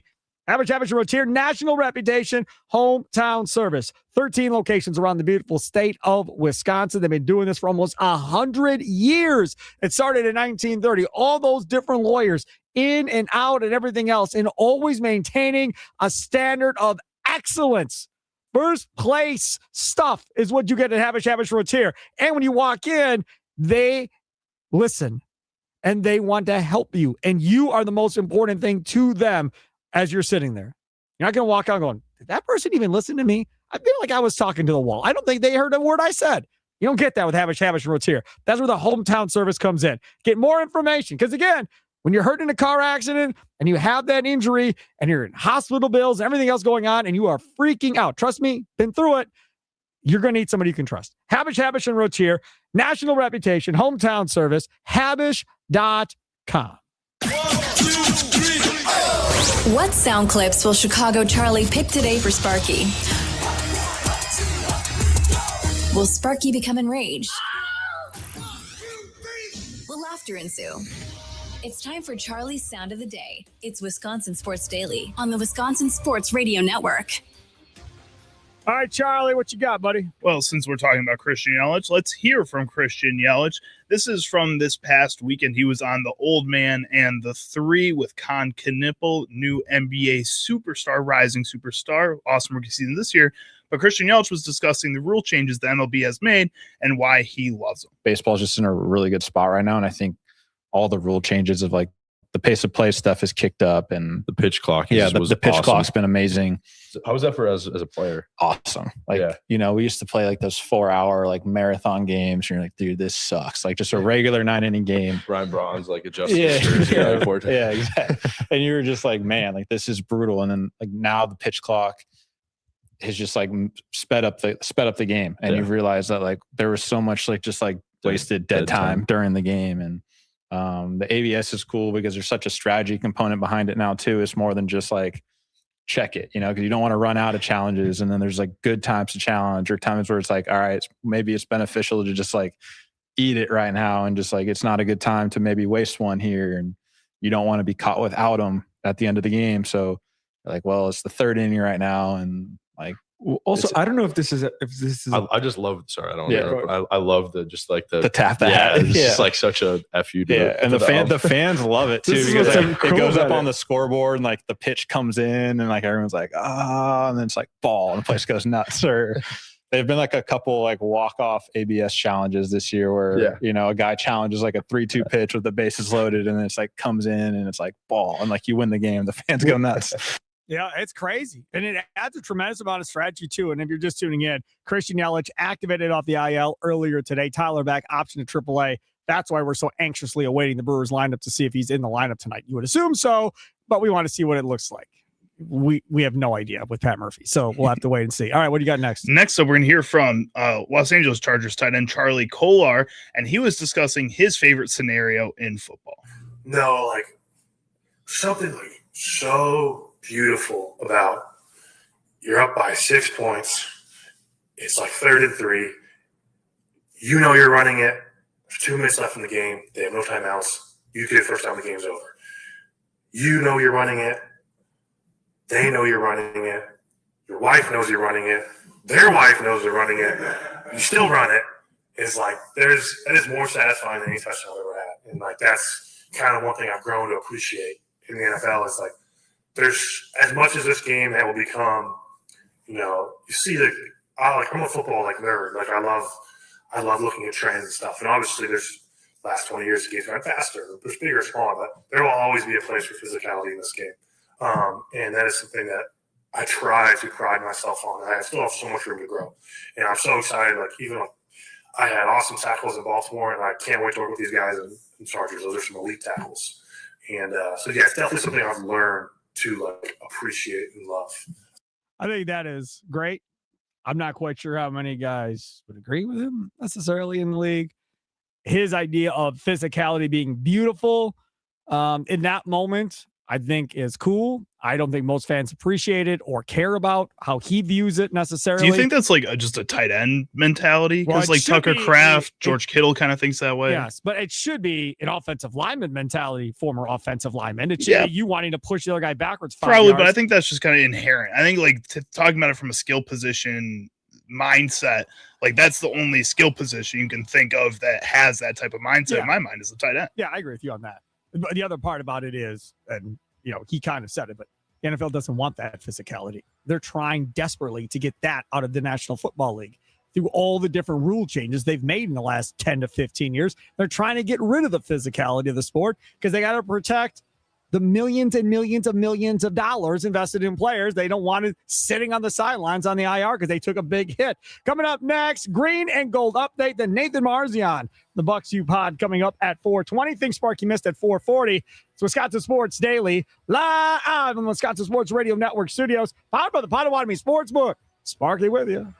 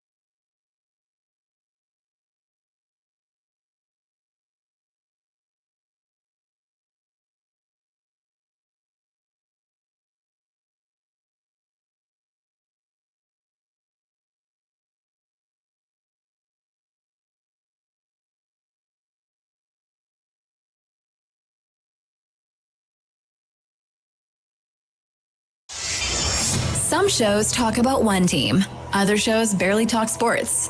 This show will talk Packers, Brewers, and Bucks. Every day. It's Wisconsin Sports Daily with Steve Sparky Pfeiffer on the Wisconsin Sports Radio Network.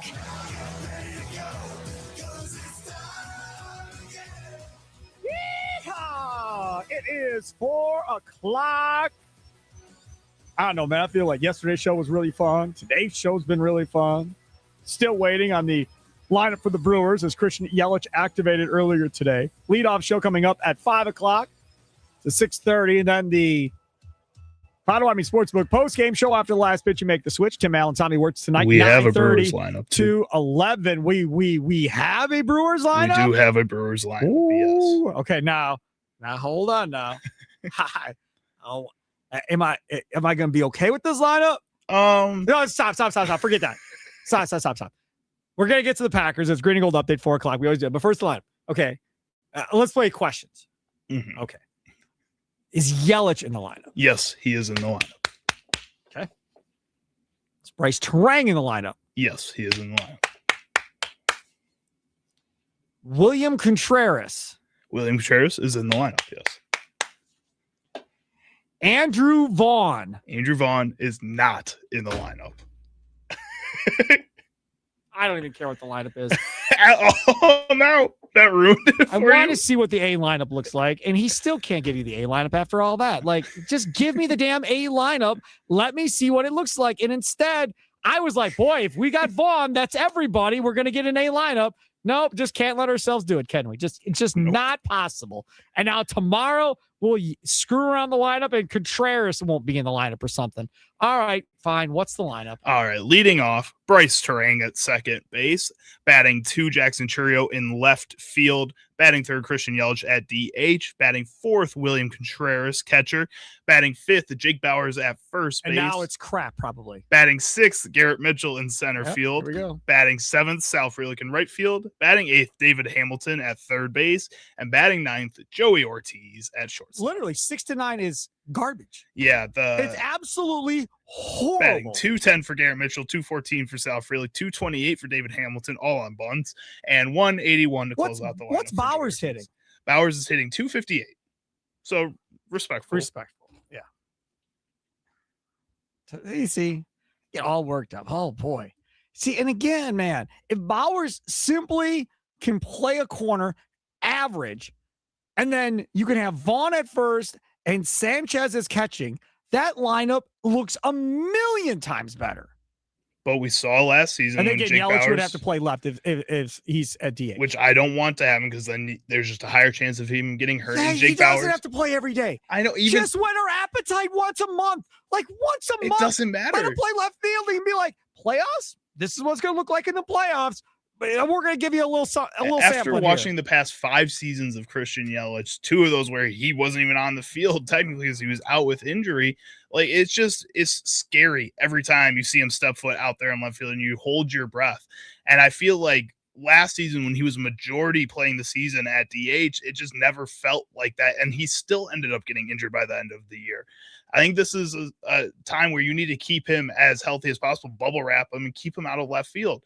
I think Jake Bauers, yes, last season when we did see him play in the first half of the season in left field, it wasn't the most exciting defensively. He just struggled, and then they kept him out of the outfield moving forward for the rest of the year. Give him a shot again. See it in right field. Just see what you can do to change it up and get Andrew Vaughn in this lineup. Get Gary Sanchez. Get somebody else in this lineup. Yeah, that lineup stinks. I mean, I'm glad Yelich is back. That's good. But you're literally deep. You're 4 deep, and you could argue 5 in Bauers, right? I'll listen to 5. You're 5 deep, and then it goes straight downhill. Now, again, if Mitchell is doing what we want Mitchell to do, and Frelick's doing what Frelick's doing what he did last year, now you're 7 deep. But even that is questionable because Frelick's got no power sitting down in that 7 hole. And then you follow that up with Rengifo, who gives you a flash here or there. And then Joey Ortiz, again, nothing. Again, I'd rather have David Hamilton. At least he knows how to bunt and can get on base that way. Joey Ortiz, won't even do that. No. Just try something else. Yeah, no, I'm with you. All right, enough of that. Let's move on. You can hear more on the Brewers. 5 o'clock leadoff show. Tommy Wirtz. It's time for your green and gold update on Wisconsin Sports Daily, powered by the Potawatomi Sportsbook on the Wisconsin Sports Radio Network with Steve Sparky Pfeiffer. All right. So we got schedule weeks all over the place going on right now. So, Charlie, call up the leaks that we have so we can look and see what is right now is week 1 that we know of right now. I don't believe they still ever released Bears Seahawks for that Wednesday. I still don't think that's officially out there. That has been rumored for months that Bears Seahawks, where was it, Australia? Is that where it's going to be? That was going to be Wednesday night to kick off the season. Instead of starting on Thursday, it's going to start on a Wednesday, it sounds like. So we'll see. So what we have so far, and this is progrid.org, that website I mentioned earlier, where they put out all the leaks that are already ahead of it. In week 1, we have the Giants at Dallas on Sunday Night Football so far. And then we have the Rams in San Francisco. That's the Australia game. It was the Madrid game that they were talking about. Okay. So San Francisco and LA there. And then Kansas City at Denver on Monday Night Football. Or vice versa, Denver at Kansas City. Okay, so the question we have is this. Who do you want in week 1? Who do you want in week 1 for the Packers? Schedule comes out Thursday. More leaks are going to continue to happen between now and Thursday night when they have the show. I think the show is, what is the show? 7 o'clock, I think, on Thursday night. 6 or 7 o'clock on Thursday night. Who do you want? Now, the Cowboys you have at home this year, they're out because they're already on the schedule, according to Charlie. The Rams are on your schedule away, but they're out. They got the Niners down in Mexico, right? So the Rams are out, so you can forget about them. So your Cowboys and Rams are out. So you have your division that you can obviously pick if you'd like. You have Falcons, Bills, Panthers, Dolphins, Texans. Those are your home games. Away games, Patriots, Saints, Jets, Buccaneers. Those are your away games. And again, I took the Cowboys home game and the Rams away game out because we already know they're playing. Nobody in the North we don't have yet, right? We don't have any North games yet. No, not yet. So nothing from the Bears, Lions, or Vikings. We suspect that the Bears are going to get the Seahawks in week 1, which would be fine. So who would you want to see the Packers play in week 1? Nicolay Law Talking text line 414-677-1250, 414-677-1250. We'll get back to the Bucs. Nathan Marzion joins us coming up in the second segment of things Sparky missed at 4:40. Charlie, I know you're a Bears fan and all, but what would you say? I don't want a divisional opponent. I think we've seen that a couple times over the past few years, and it's been fun to some degree, but I think there's something more to potentially facing one of these AFC opponents that you have on your schedule that are kind of bigger name teams. If the Bears are going up against Seattle in that first week, I think I want the Packers going up against the Patriots. I think you want that matchup of the other Super Bowl team. Go up there, see what you can make happen. Maybe go to Foxborough and make a little noise in Foxborough. Like, I think this is something that could be a lot of fun if they get that type of matchup. Yeah, Lions, Vikings, if the Bears don't actually end up playing Seattle, that would always be fun. That's more stuff that I want to see happen towards the end of the season, more towards the week 3 or 4. I want to see those cool games that are going to happen early on in the season to get you hyped for the season. Okay, so I was just going to be honest with you. I got personal stuff attached to week 1. Okay. Mm-hmm. You know what it is. Mm-hmm. So I not Josh. Let's start there from inside Wisconsin sports. Josh goes to Disney World like every month. Our family's not been to Disney World since like 2018, right? So we had a surprise trip kind of given to us or whatever you want to say that we're going to be doing, but we're going like the Tuesday after Labor Day. So I'm going to miss the week 1 football game. So because of that, I would like to see Packers Jets. Like nice and simple. It's not going to be. No drama, nothing big. Give us the Jets in week 1 and see what happens. Now, we take, or the Panthers. I'd be fine with the Panthers too. Or the Falcons. That would be good too. I'm fine with the Falcons. I don't want any big drama game. Drama games that the NFL could do makes all the sense in the world. Halfway in the Dolphins in Green Bay week 1. And there's no Micah Parsons against Halfway. And you throw a bone to Miami. Here you go. Halfway against his former team. I think Packers Dolphins make a lot of sense in week 1 at Lambeau Field. And Miami then doesn't have to worry about playing in the snow. Like, there's a lot of benefits to Miami. From the Packers' perspective, yes, you don't have Micah Parsons. Yes, you're going against Malik Willis. But positives, he is yet to play a regular season game in this offense with this new coordinator, with all of his new players. He might get a little run in preseason, but this is going to be his first time. So that's benefit Green Bay Packers. Benefit number 2, Hafley's defense, they're going to still be learning. We watched this in Green Bay. They're going to be figuring that out. And Gannon's defense will be new too. No question, right? That's a benefit to the Packers too. So to me, if it's me and I'm the NFL, I like Hafley and the Dolphins in Green Bay. You can work that up and have that conversation. Of what's left, if it's not in the division and McVay is out and the Cowboys are out, so they can't be either one of those two games because those two would have been sexy games for the NFL. The Jets bring no drama. The Saints bring no drama. The Buccaneers, not really anything left there. The Patriots, Elliott, Wolf, Vrabel, all that stuff going on with him. No matter who they play, the Patriots, it's going to be a storyline. Well, and the Super Bowl runner-up, like that always brings a little bit of attention to that too, especially if the national media has been hyping up the Packers by that point. That makes for a bigger game. I just think Hafley and the Dolphins in Green Bay week 1 makes all the sense in the world. From my own personal side, I don't want it to be that way because I would love to be here talking up to that game and right after that game because I literally am going to miss before and after. I hope it's the Jets or the Saints or the Falcons. I'm fine with that. The Panthers would be fine. None of those are big games. But, no Cowboys, no Rams. That takes out the big ones. I do not want the Bears on week 1. I do not want the Lions in week 1. Actually, I take that back. I'll take the Lions in week 1. Okay. And I would love the Vikings in week 1. I'm not here for it. I'm just saying from a Packer standpoint, because you have another new coordinator in Detroit. We know that was a struggle last year as they were trying to adjust their offense. So I like that idea. And the Vikings, if it's Kyler Murray or J.J. McCarthy, they're claiming it's an honest-to-goodness competition. No shot. I don't believe you. No shot. So Kyler Murray learning that offense, even though that dude is amazing, Kevin O'Connell, still first game, just like Malik Willis. So I'm good if it's the Vikings, and I don't care if it's in Minnesota or in Green Bay. Doesn't matter to me. I'm fine with that too, because they're not going to know Gannon's defense because Gannon keeps changing and doing different stuff. Hopefully the Packers know Gannon's defense. Well, right. But I mean, that's going to be advantage Green Bay because you're not going to know what you're dealing with Gannon. It's not like Gannon's got this Rex Ryan defense, and everywhere Rex goes, you know what you're going to get. Gannon has been more of a chameleon depending on where he's been a little bit as far as what he uses. So that can work to the advantage of the Green Bay Packers. I definitely don't want the Bears week 1, though. Out on that. Do not want that. Do not want. You don't want to get like revenge right away at the beginning of the season. That doesn't interest you at all. I know, like you personally, yes. But. Okay, but think about this though. From an NFL standpoint, why? Why would you put it there? First of all, they're not going to be available. They're playing Seattle, we think, right? That's what we think, but nothing has been confirmed. Nothing's been confirmed. Yeah. So we think it's Seattle. I'd much rather have Chicago play Seattle in some foreign country. Go ahead, go play. Beat the hell out of each other. We'll see who comes out and survives that one. But here, for Bears Packers, both those games got to be prime time. I mean, one's got to be Sunday night, one's got to be Monday night. I think, I don't know why you would waste that in a noon time slot or something like that. Like, you want that.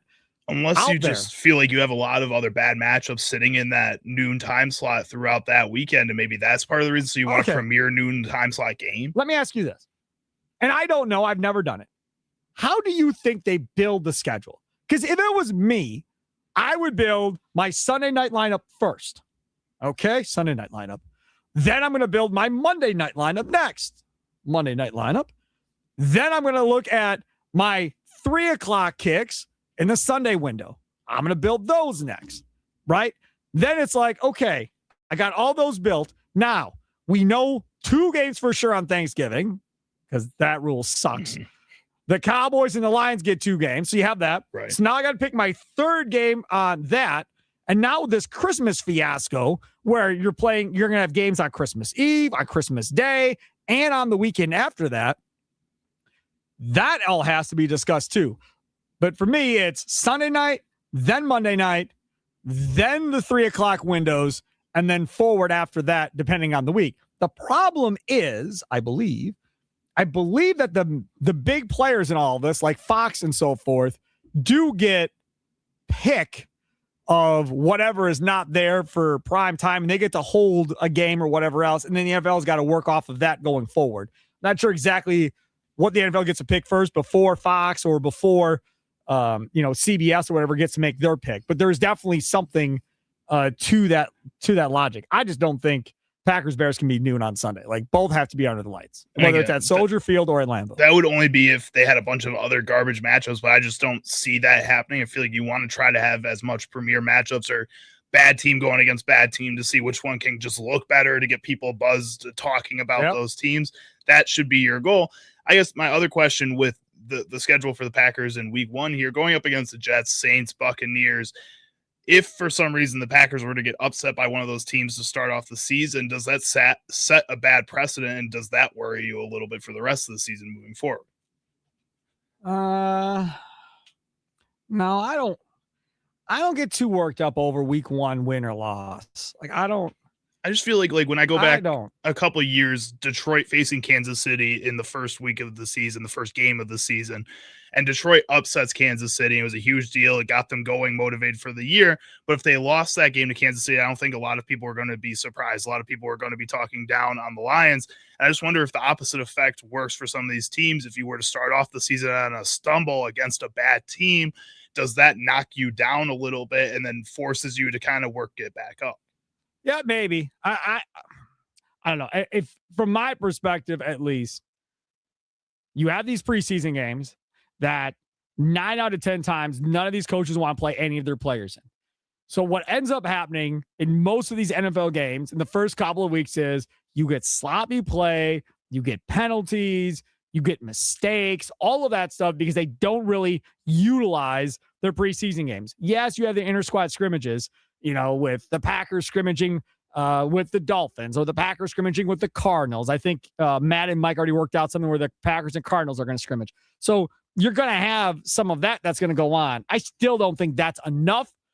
Again, just think about it. Just watch week 1 this year, and you're going to see sloppy play. Like, we've seen it now for the last several years, because these guys don't want to play their players in the preseason. Scotty Tiffany, Texans, Steelers, Aaron Rodgers and Mike McCarthy. Steelers aren't on the Packers schedule. No go. They are not there. 262, Bears or Lions? Start with a rival or a team with an intriguing storyline. Yeah, and again, of those two, I'd rather have the Lions, because, again, new coordinator for the Lions on offense, new coordinator for the Packers on defense. Packers offense against that defense, I'm good. Like, let's go. And especially if you're relatively healthy. I don't know if Tucker Kraft will be back by week 1. He's looking good in practice. He so is far. looking He keeps good. posting the videos. Correct. So if Tucker Kraft is back and you have a healthy offense, Christian Watson, if he can get through training camp and preseason healthy, and you have Matthew Golden and so forth, that's the thing about this offense. There's going to be a little bit of a surprise factor here, because people don't know what to expect with Matthew Golden coming into this thing now. You just need everybody to stay healthy through training camp. Yeah. I think you worry about Josh Jacobs because he spent a lot of last season kind of banged up a little bit. Zach Tom wasn't able to stay on the field. Mentioned Tucker Kraft and Christian Watson. You just need everybody to go into week 1 healthy, and then you feel good. And that's how they go about it, and that's why they don't play them in preseason. Jeff in Greendale, you're next on the Nicolay Law Talking text line. What's up, Jeff? Hey, good afternoon, sir. Afternoon. I'm going to go, I kind of got the 3 that I would pick. Would be first, I would say I want to get Miami out of the way. Just get all that stuff. Just get it done with. Yep. And good. Let's get it out of the way. Or I would take the New England. I think that's on the road, correct? Or is that at home? New England's on the road. It is on the road. And that's fine. But all that stuff that's going on right now with coach and that whole thing, hey, hopefully it's a distraction. So I'll take New England as a second option. And my third would be Minnesota, just because Gannon was head coach. He knows Murray. Even with a new defense and everything, he knows Murray. Yep. So if Murray's starting, which I think everyone thinks is going to happen, let's go after it. Let's get him early. Before he gets settled in or anything, let's get him early. So that's what I say. I'm with you. All right. Thanks for the call, Jeff. Yeah, I'm fine. That all makes logical sense. Everything you said makes a lot of sense to me. Coming up next, Nathan Marzion from the Bucks U Pod. He joins us talking about all this Giannis nonsense going on with the Bucks. It's Wisconsin Sports Daily, live from Wisconsin Sports Radio Network Studios, powered by the Potawatomi Sportsbook. Sparky with you.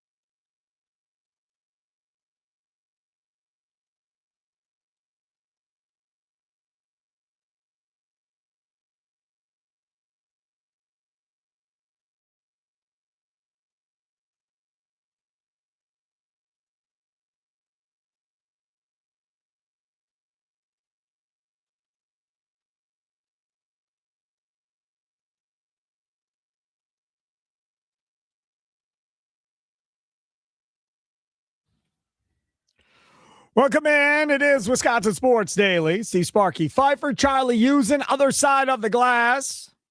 Thanks for listening. In Wausau, 93.9 The Game. Fox Valley, Green Bay, and Appleton on 99.7 FM, WNFL on The Fan in Milwaukee and southeastern Wisconsin, 12:50 a.m. and 105.7 FM, The Fan. And, of course, on 710 The Game in Duluth, Superior. We do appreciate it. Tell a friend, tell a family member, tell people at work, tell people you just randomly see in a bar. Hey, you listen to the Wisconsin Sports Radio Network? You ought to. You got to give it a shot, man. Weekday morning, 6 a.m. to 9 a.m. Inside Wisconsin Sports with Trevor and Josh. Then you got 9 to noon with John Kuhn and Rami Makloff. And then you have Mason Crosby's show with Mitch Thunder Nellis from noon till 2. And then, of course, Wisconsin Sports Daily right here from 2 until 5. And then you have the leadoff show 1 hour before every game, sometimes 90 minutes like today, 5 to 6:30 with Tommy Wirtz. And then you have, after the last pitch, you make the switch to the Potawatomi Sportsbook postgame show with Tim Allen and Tommy Wirtz after every Brewers game. Tonight, that show will run from 9:30 to 11. Definitely going to want to check those boys out. And again, all these shows we're talking about in pregame and postgame with Tim and Tommy, all stream right there on X, Instagram Live, on Facebook, where else? YouTube, all of that fun stuff. And if you're on YouTube, like and subscribe, baby, right?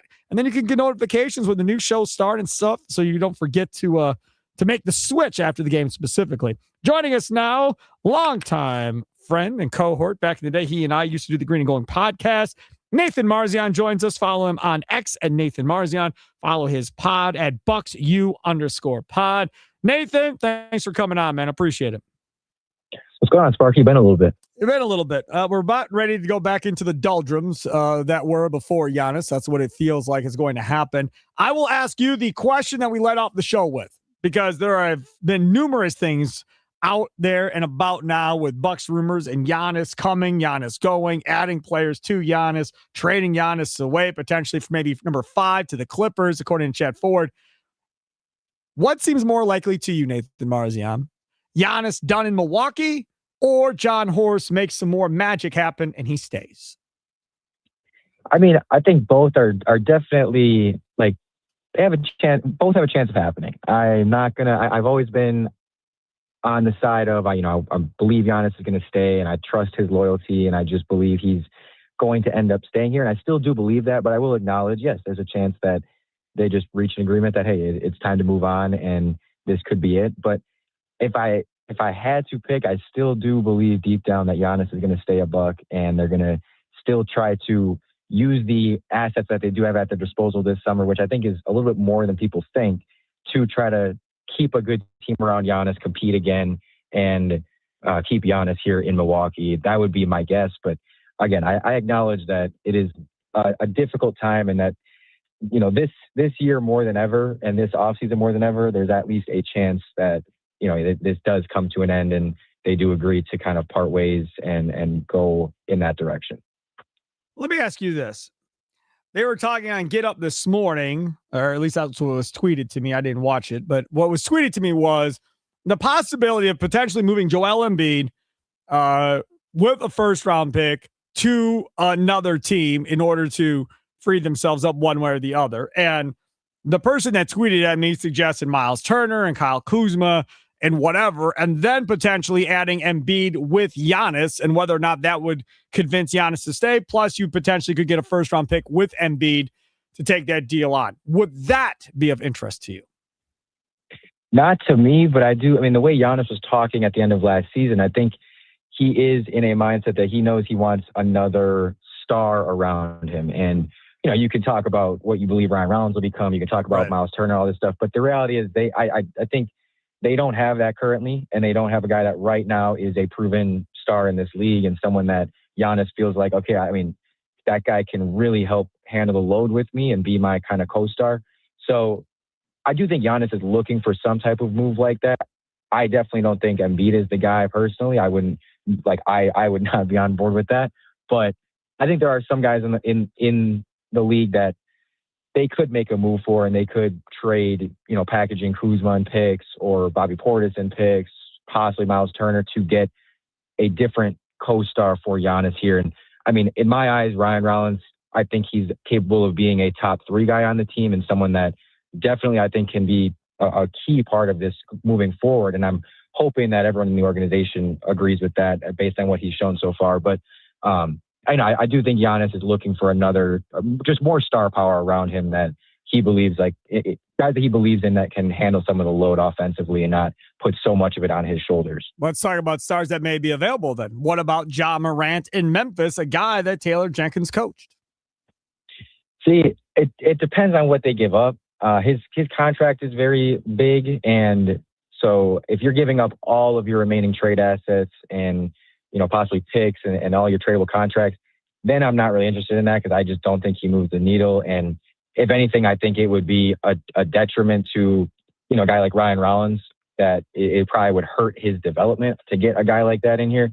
And I'm not a huge fan of Ja as a player, so I would not be going all in for Ja. If you could get him for super cheap, and the Grizzlies are willing to give up assets to get off of him, then maybe I'm a little bit more on board. But even then, I just not a guy that I'm super excited to pursue, or someone that I think they should be going very heavy for. Nathan Marzion, you're a funny dude because you are Mr. All Giannis all the time, similar to Josh on Inside Wisconsin Sports on the morning show. Big Giannis guy, and you have been forever. And I love that. So with that being said, you're no on Embiid, you're no on Morant. Then how do you keep Giannis? Who are you going to get and be willing to possibly give up a Rollins and draft picks and so forth that you think would get Giannis to stay and put him in a position to compete? So my thinking is, and this is just one name, but there's other guys kind of a similar archetype that maybe you could get. A guy that I really like, Trey Murphy, a wing like that you could possibly get with Kuzma's expiring plus multiple first-round picks down the road.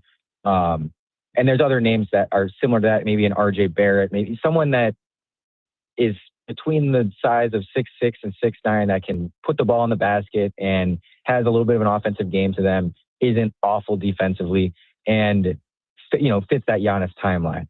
So if you could get a guy like that there's no star power there. That's not going to keep Giannis here. He's going to be like, okay, that's a nice role player, nice good player, but that he wants a star. He wants a Lillard-like player, it appears. I mean, I'm not sure what Giannis totally considers a star, but I think anyone that's proven that, RJ Barrett's a proven 20-point per game scorer in the league. Trey Murphy is one of the better young wing players in the league that is capable of putting up 20 plus points a game. I think someone like that's a prime Chris Middleton, adjacent to that guy. And I think anything like that, Giannis would look at and say, okay, yeah, that's a guy that can take some burden off of me. Plus you're going to have $20 million in free agency to fill some holes where you could, Tari Eason is a guy from Houston that I know has been floated around, one of the guys that is going to be available in free agency this offseason. And there's going to be other guys that you could get with that $20 million.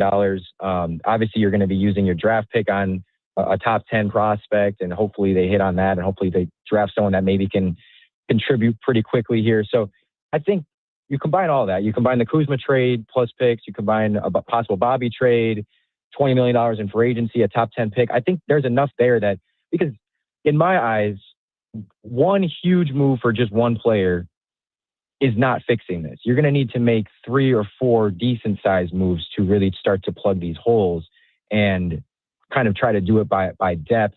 And so in this way, I do kind of disagree a little bit with Giannis in that I don't think he needs just one star next to him. And I'm not saying maybe he understands that, but yes, you're going to try to get that number 2/3 guy, the guy to pair with Giannis and Rollins as your big 3.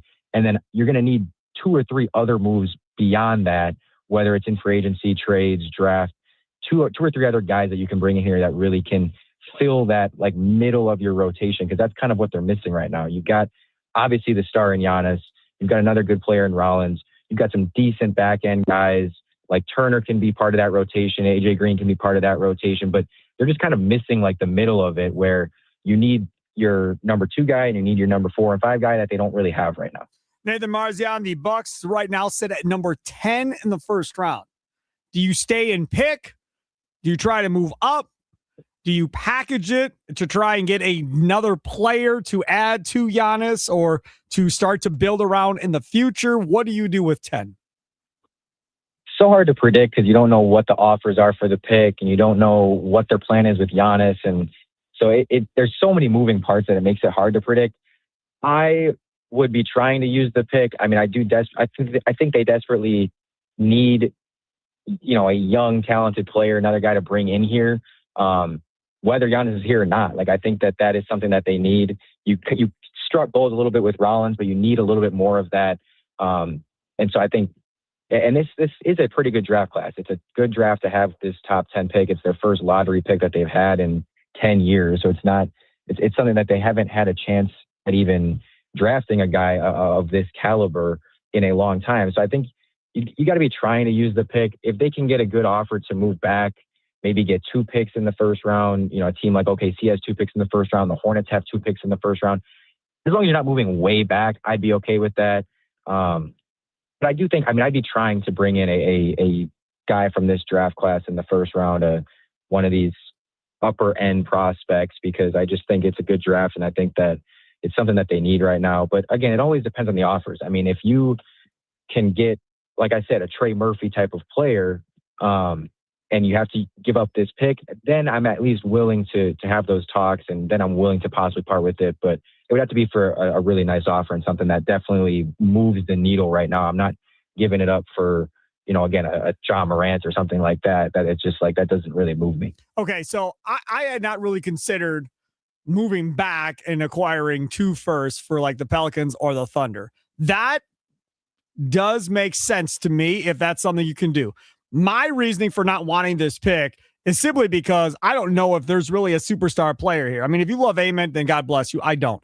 But for me, I think this top end talent is probably 7 deep, depending on if you think Mikael Brown is healthy or not. If you think he's healthy and good, then maybe it's 8.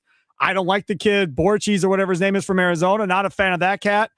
Don't really like Amen all that much as far as star power. Not meaning he can't be a rotational player. I just don't think he's got everything that you want. So if you're not probably in that top 7 or so, to me, moving back to acquire 2 other picks makes sense, or taking 10, packaging with something else, and trying to get yourself up to the Clippers at 5 makes more sense.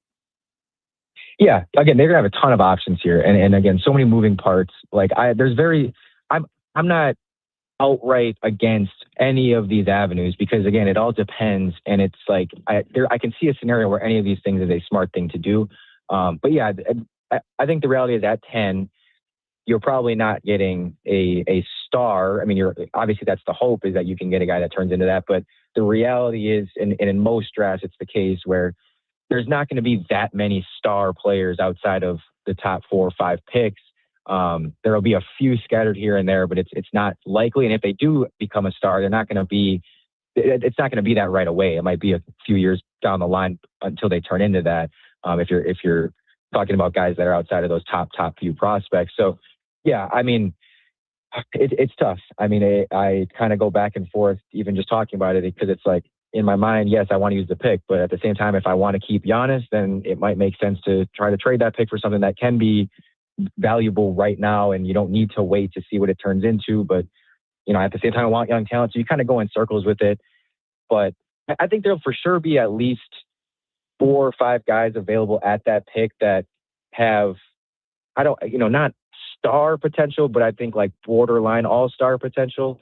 And again, you're going to need to hit on it. You're going to need to develop those guys. It doesn't just happen. You got to make it happen. But I don't know. I do think there'll be at least a few guys that you could get in that spot that have that type of potential, because these are top 10 prospects. We're not picking in the back end of the first round like normal. So you have the potential to get a better player here, but it's not going to be easy. It's not, there's far from a guarantee. Last question for Nathan Marzion. Again, BucksU Pod on X at BucksU_pod. Follow him individually at Nathan Marzion. How much faith do you have in this front office to get it right this summer? Maybe a 5 out of 10. I mean, I don't know. I'm in the middle. I'm in the middle because that's fair. I don't think that's unfair. I think that's fair. Because I feel like they usually have. I usually understand the direction they're going. They usually, are pretty aggressive, and they're trying to keep Giannis around, and they have a good direction, but the execution is not always there. And they do get a little irresponsible with some of their moves and overpaying. And Obviously, I don't have a ton of faith in the drafts that they've had over the years. Just doesn't give me a ton of faith that they're going to be able to, find the right guy, pick the right guy. But I do typically trust their process and their overall direction that they go in. And at the end of the day, that's what they need in this offseason, regardless of whether it's going in the rebuild, down the rebuild path or the Giannis contending path. You need a direction. You need to pick one way or the other, because for much of this year, it was just they had no direction and they had no identity, and you just didn't really know they're kind of half in, half out. It does sound like, based on what they said about we're either extending Giannis or trading him, like they are picking a direction. They're going all in that direction. So at least we can have that, and at least I trust that they'll do that. Now, how well they're execute each direction, I'm not sure, but I at least trust that they will pick a direction and go all in that direction. There he is, Nathan Marzion, Bucks U_pod on X. How often you got podcasts going up, Mr. Marzion? The last couple of weeks we haven't had any just because there hasn't been a ton going on, but we had one on the Taylor Jenkins stuff. During the season, we'll probably we have them once a week, maybe twice a week, and during this draft season, we'll definitely have some, a couple of weeks. So good stuff. There he is, Nathan Marzion. Follow him on X at Nathan Marzion. Thank you so much, sir. Thank you. Good to talk to you. You betcha. Take care. There is Nathan Marzion on the guest hotline, powered by Gruber Law. One call. That is all. Step up to the plate. Take a shot at winning major prizes in the $300,000 Big League Series at Potawatomi Casino Hotel, Milwaukee. April through June, you can win a share of $300,000 in prizes. All monthly promo entries count towards the grand finale drawings on June 26th. Get triple the entries during Brewers home games and score one of 3 all-new Toyota vehicles. More info online. Must be 21 and rewards member to play. Only at Potawatomi. And a game starts tonight, 6:40? Take the shuttle from Potawatomi over to the game. Take the shuttle. It's a $5 more purchase inside the Potawatomi Sportsbook. Get a beverage. Get whatever you want. Maybe make a wager at the Potawatomi Sportsbook for the Brewers to win possibly tonight. Now with Christian Yelich back in the lineup tonight, maybe you do that, and then you park for free in their parking complex there in their structure type deal. I'm telling you, it's the best way to do it, man. It is the best way to do it. Check out more information on them at Potawatomi.com. This Padres lineup, I mean, goodness gracious, dude. Merrill, he was a Rookie of the Year candidate. Tatis, Machado, Andujar's playing really well. Bogarts, my God, Castellanos is in this lineup. Yeah, they've been pretty good, but pretty good. Fernando Tatis hasn't played all that well this season. And a lot of people have been disappointed by that. A lot of these guys like Bogarts, Merrill's only hitting 228. Right, Bogarts throughout the past couple of years hasn't been that good. So I know a lot of Padres fans aren't really too hyped up about that, just because we'll wait and see. Look at the bottom of this line for the Brewers: Garrett Mitchell 210, Frelick 214, Hamilton 228, Joey Ortiz 181, and we all have been complaining about how bad the bottom of this lineup is. You look at the Padres lineup: Merrill 228, Machado 191, 209 for Gavin Sheets, Castellanos 192, Loreno 220, Furman 167. My God. Yeah, but they're 24-16. I know. It still works. It's the same reason for the Brewers. We complain, but they win games. They figure it out. Yeah, they figure it out. No, you're right about that. Things that Sparky missed coming up next on today's show. And don't forget, if you missed what happened on today's show, text Sparky, SPARKY, to the Nicolay Law Talking text line 414-677-1250 to get the link to today's show. Again, text Sparky to the Nicolay Law Talking text line to 414-677-1250 to get a link to today's show. Do it now. It's Wisconsin Sports Daily, live from the Wisconsin Sports Radio Network studios, powered by the Potawatomi Sportsbook. Leadoff show comes up at 5.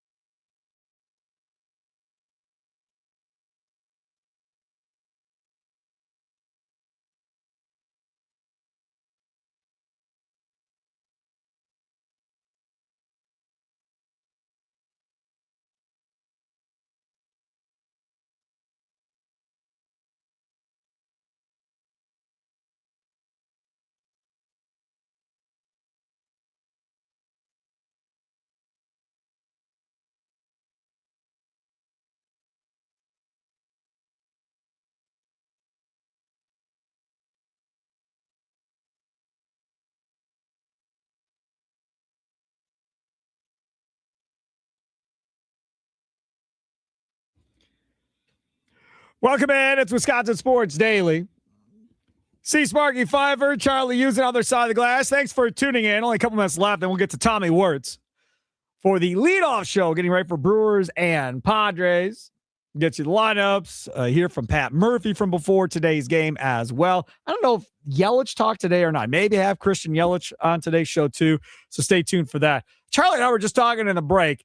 And I guess we should play the open before we get much farther here, because this is what the segment is all about. What story did Sparky miss talking about today on Wisconsin Sports Daily? Don't you worry. Sparky's got you covered now.